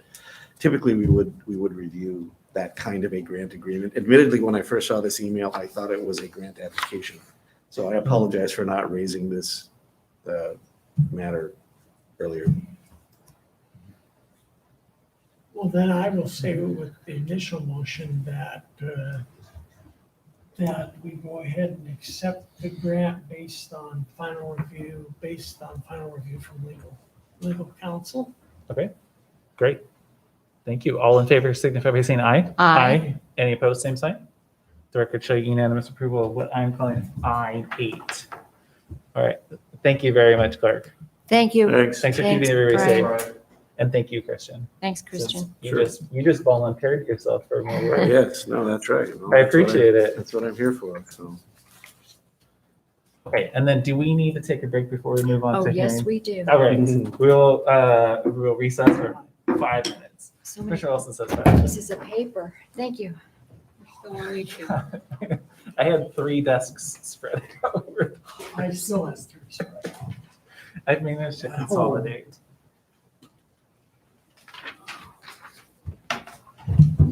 Throw this out, this out.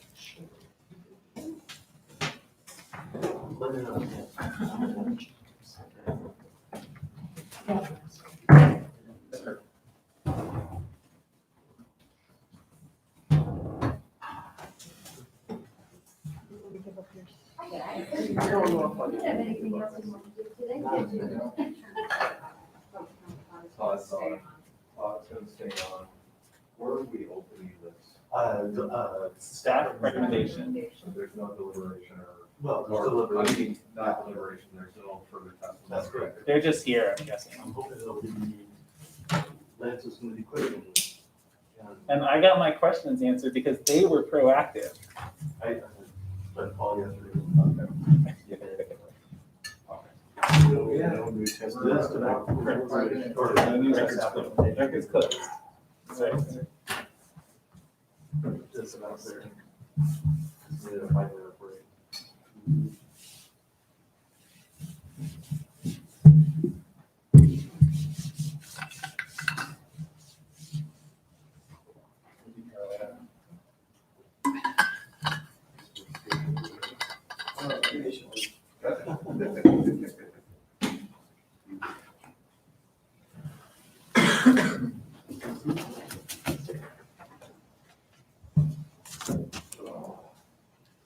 Carolina, did you ever find that comment card that you couldn't? Yes, I did. Okay, good.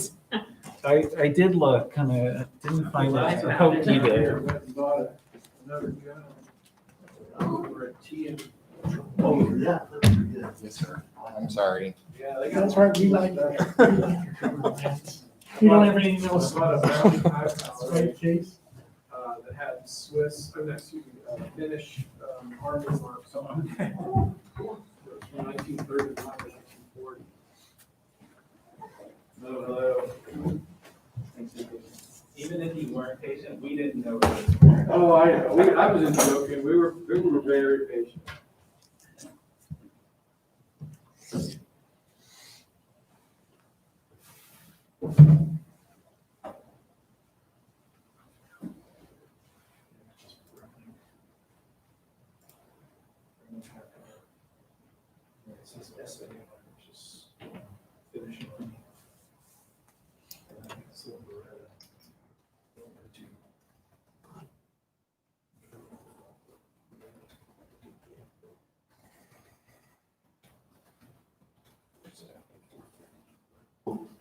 They'll always negotiate.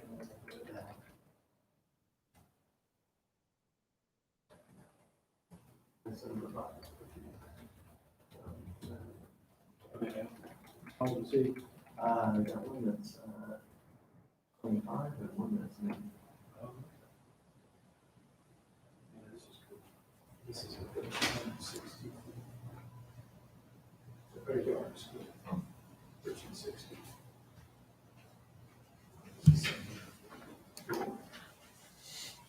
You trying to get those kids to take gun. It's gonna leave you a surprise. I am, no, Oh, no. You're back. Oh, no. Todd. It's our friend Todd. Yeah. Just a reminder, we're still Oh. streaming. All mics are hot. Yeah, kids. Commissioner, you're still streaming.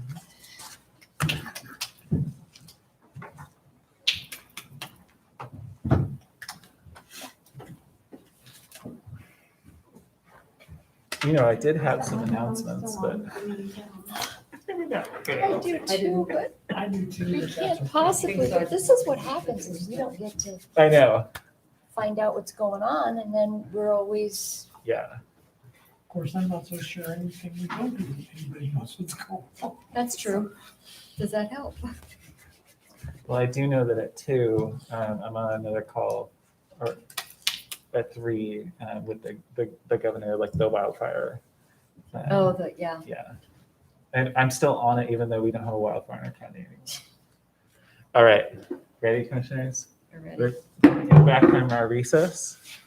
We ran around outside, and we move on to item J, which is public hearings. And J1 is docket number NFD-01-20, which is an appeal of the planning director's approval of a dwelling not in conjunction with farm use, also known as a non-farm dwelling, on tax lot 2427-200, just east of 22064 Northwest Russell Creek Road in the Yamhill, and approximately 0.3 miles northeast of the junction of Northwest Russell Creek Road and Northwest Goodrich Road.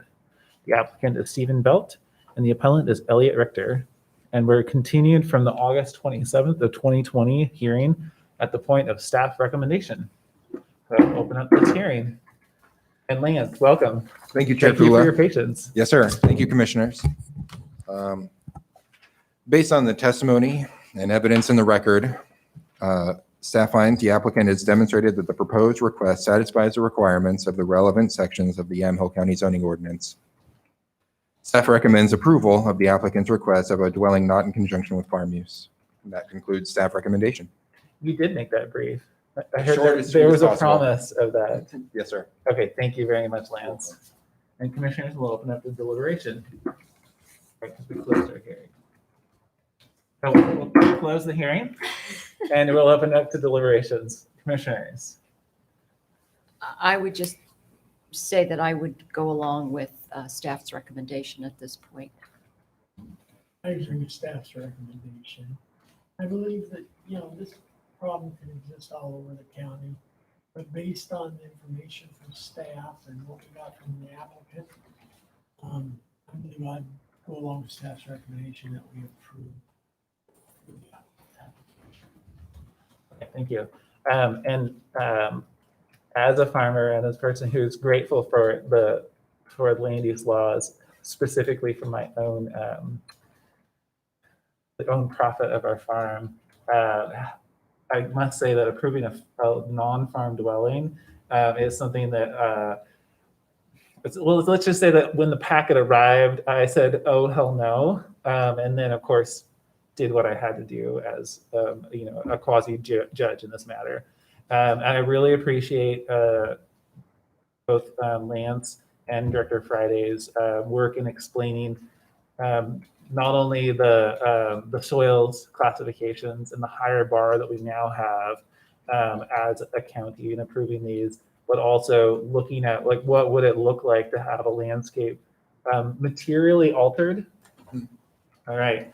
And I feel comfortable in this situation that we're not looking at a situation where we're materially altering, both because of the soil type and because of the landscape, where there are a number of houses because of the Cove Orchard subdivision from a long time ago. I do have concerns about having folks not farming or not participating in the farming landscape, building homes in farmland.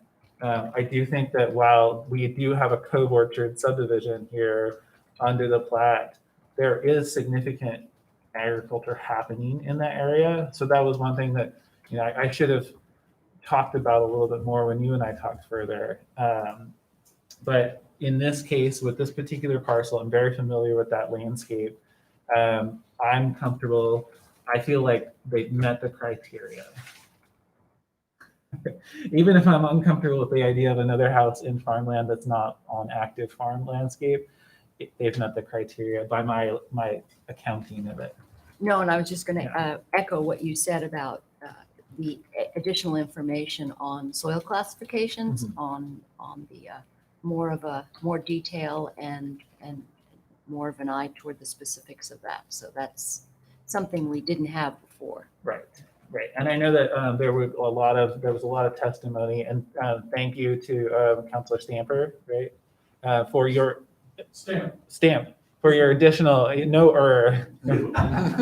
just the postage, not the foot on the ground. I think that when you have right of ways, and we've Ken Friday and I have talked about this, when you have a right of way that exists. That's kind of an overlay, a property line overlay to a physical landscape. It can be really hard to have this idea that you can have a road there. This a material road can appear, but that is the reality. And I've talked to like a group of people up on Chehalis Mountain, not Parrot Mountain, about a right of way that existed. And I was like, it exists. And I know that that's hard for people who have those homes in there, but it's what allows us to have access to properties. So I know that it's a hard thing, but I also recognize that it exists.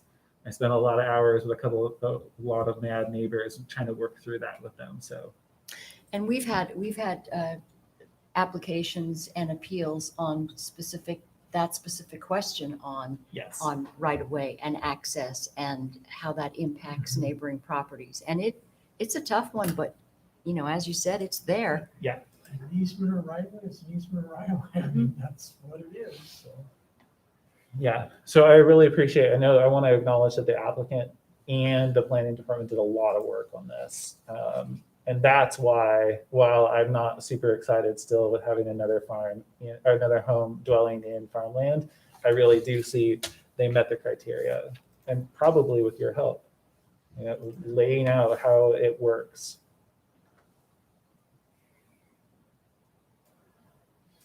So, deliberations. I think any other comments, deliberations, commissioners? Okay.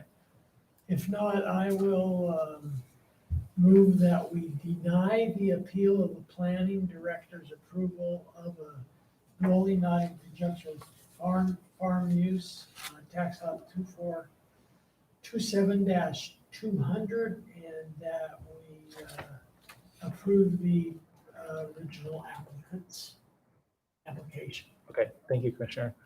And Todd Sadlow would be here at some point, should interject to say, subject to approval of findings for 2 weeks. Okay, we'll see the findings back here in 2 weeks. All right, all in favor? That's correct. Will you just put it off a week, Todd? 2 weeks going to do it for you? All right, thank you, Counselor. All in favor signify by saying aye. Aye. Any opposed, same sign. All right, let the record show approval of the planning director's approval and denial of the appeal. All right, thank you. Thank you. Thanks for your Thank not you. patience, but Thank thanks you. for waiting around. Oh, we were patient. Okay. I was just joking. He has a lot of pictures from his last trip. You guys have seen my photo. Lucky you. All right, with that, I will move on to item K, which is announcements.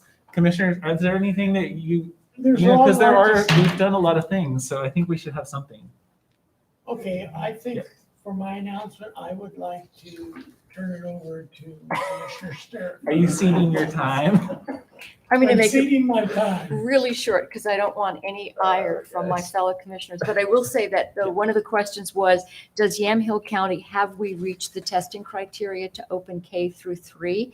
And there was a question as to whether or not, because of the limitations on testing during the wildfires, do we get to use that sort of the aggregate data? So what I understand from our call yesterday is we need 1 more week, and then we'll be able to complete that, added to the 2 weeks prior. That's correct. The other question I had about the whether or not we would be able to sort of expedite things for some of the people who want to stand up on-site distance learning for the community. There's supposedly more guidance coming from the governor's office shortly, so we'll be able to. I don't necessarily think that there's going to be any leeway for them, but we are going to just continue to work on that so that these folks have somewhere to send their kids.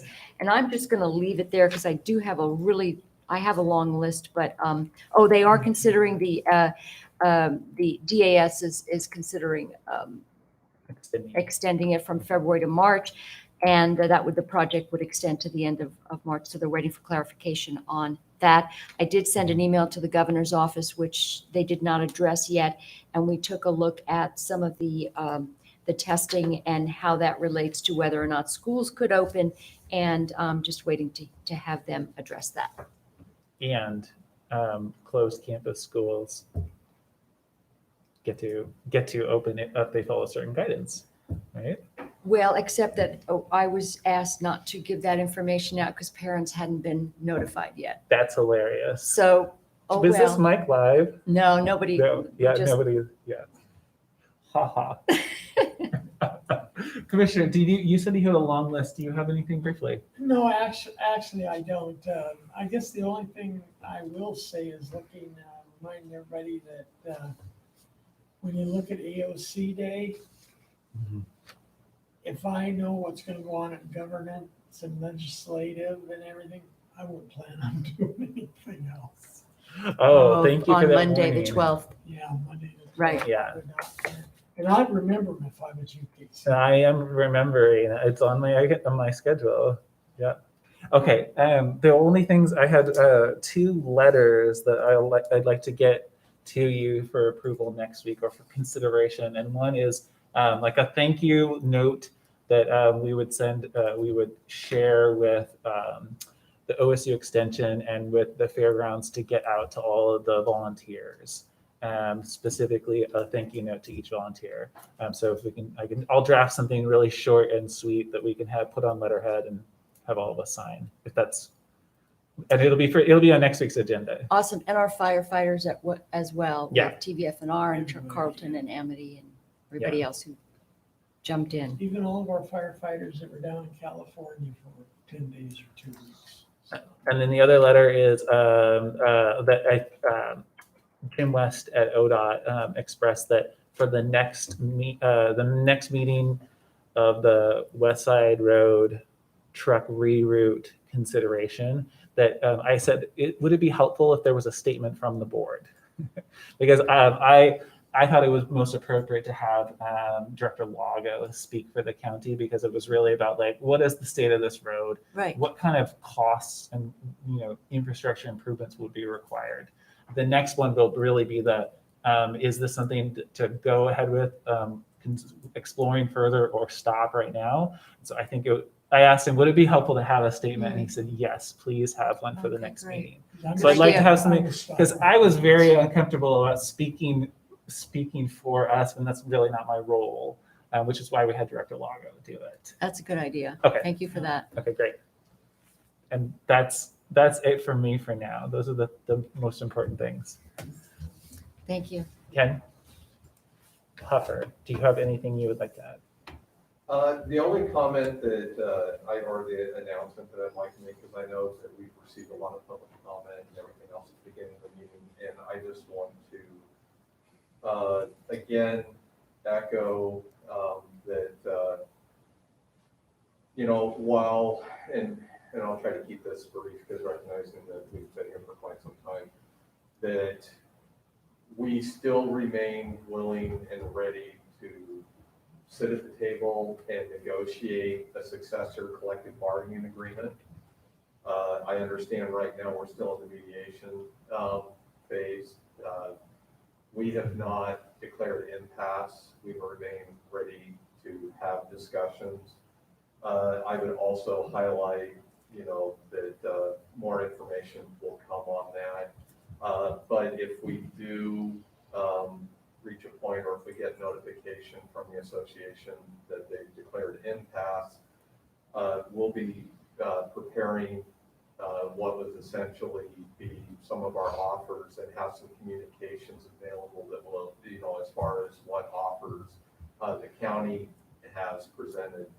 And, and I recognize that there are challenges, especially around negotiating a collective bargaining agreement that can be very positional at times, but at no time should it ever be questioned that either my office or our management team does not value the work and effort that our employees of the county provide to the citizens of Yamhill County, and the hard work that they put in on a day-to-day basis. And, I just wanted to put that statement out there that we are actively engaged and wish to agree on a successive collective bargaining agreement that not only meets the needs and recognizes the hard work that the employees are engaged in, but also the financial responsibilities that we have to the public in Yamhill County, in being able to operate in a fiscally sound manner. So again, I just wanted to make just a really brief statement along those lines, and more information will be made more public or readily available depending on how the process goes. And I look forward to hopefully having continued conversations and negotiations towards settling a successor collective bargaining agreement. Thank you. Thank you. Thank you, Ken. And I also always like to remind people that you are at the bargaining table, you and Christian are representing the Board of Commissioners as well. I think that's just important to remember. All right, well, Carolina? No. All right, thank you. With that, I'll close this meeting of the Yamhill County Board of Commissioners. Christian. He had seated his table. Oh, God, he's way back.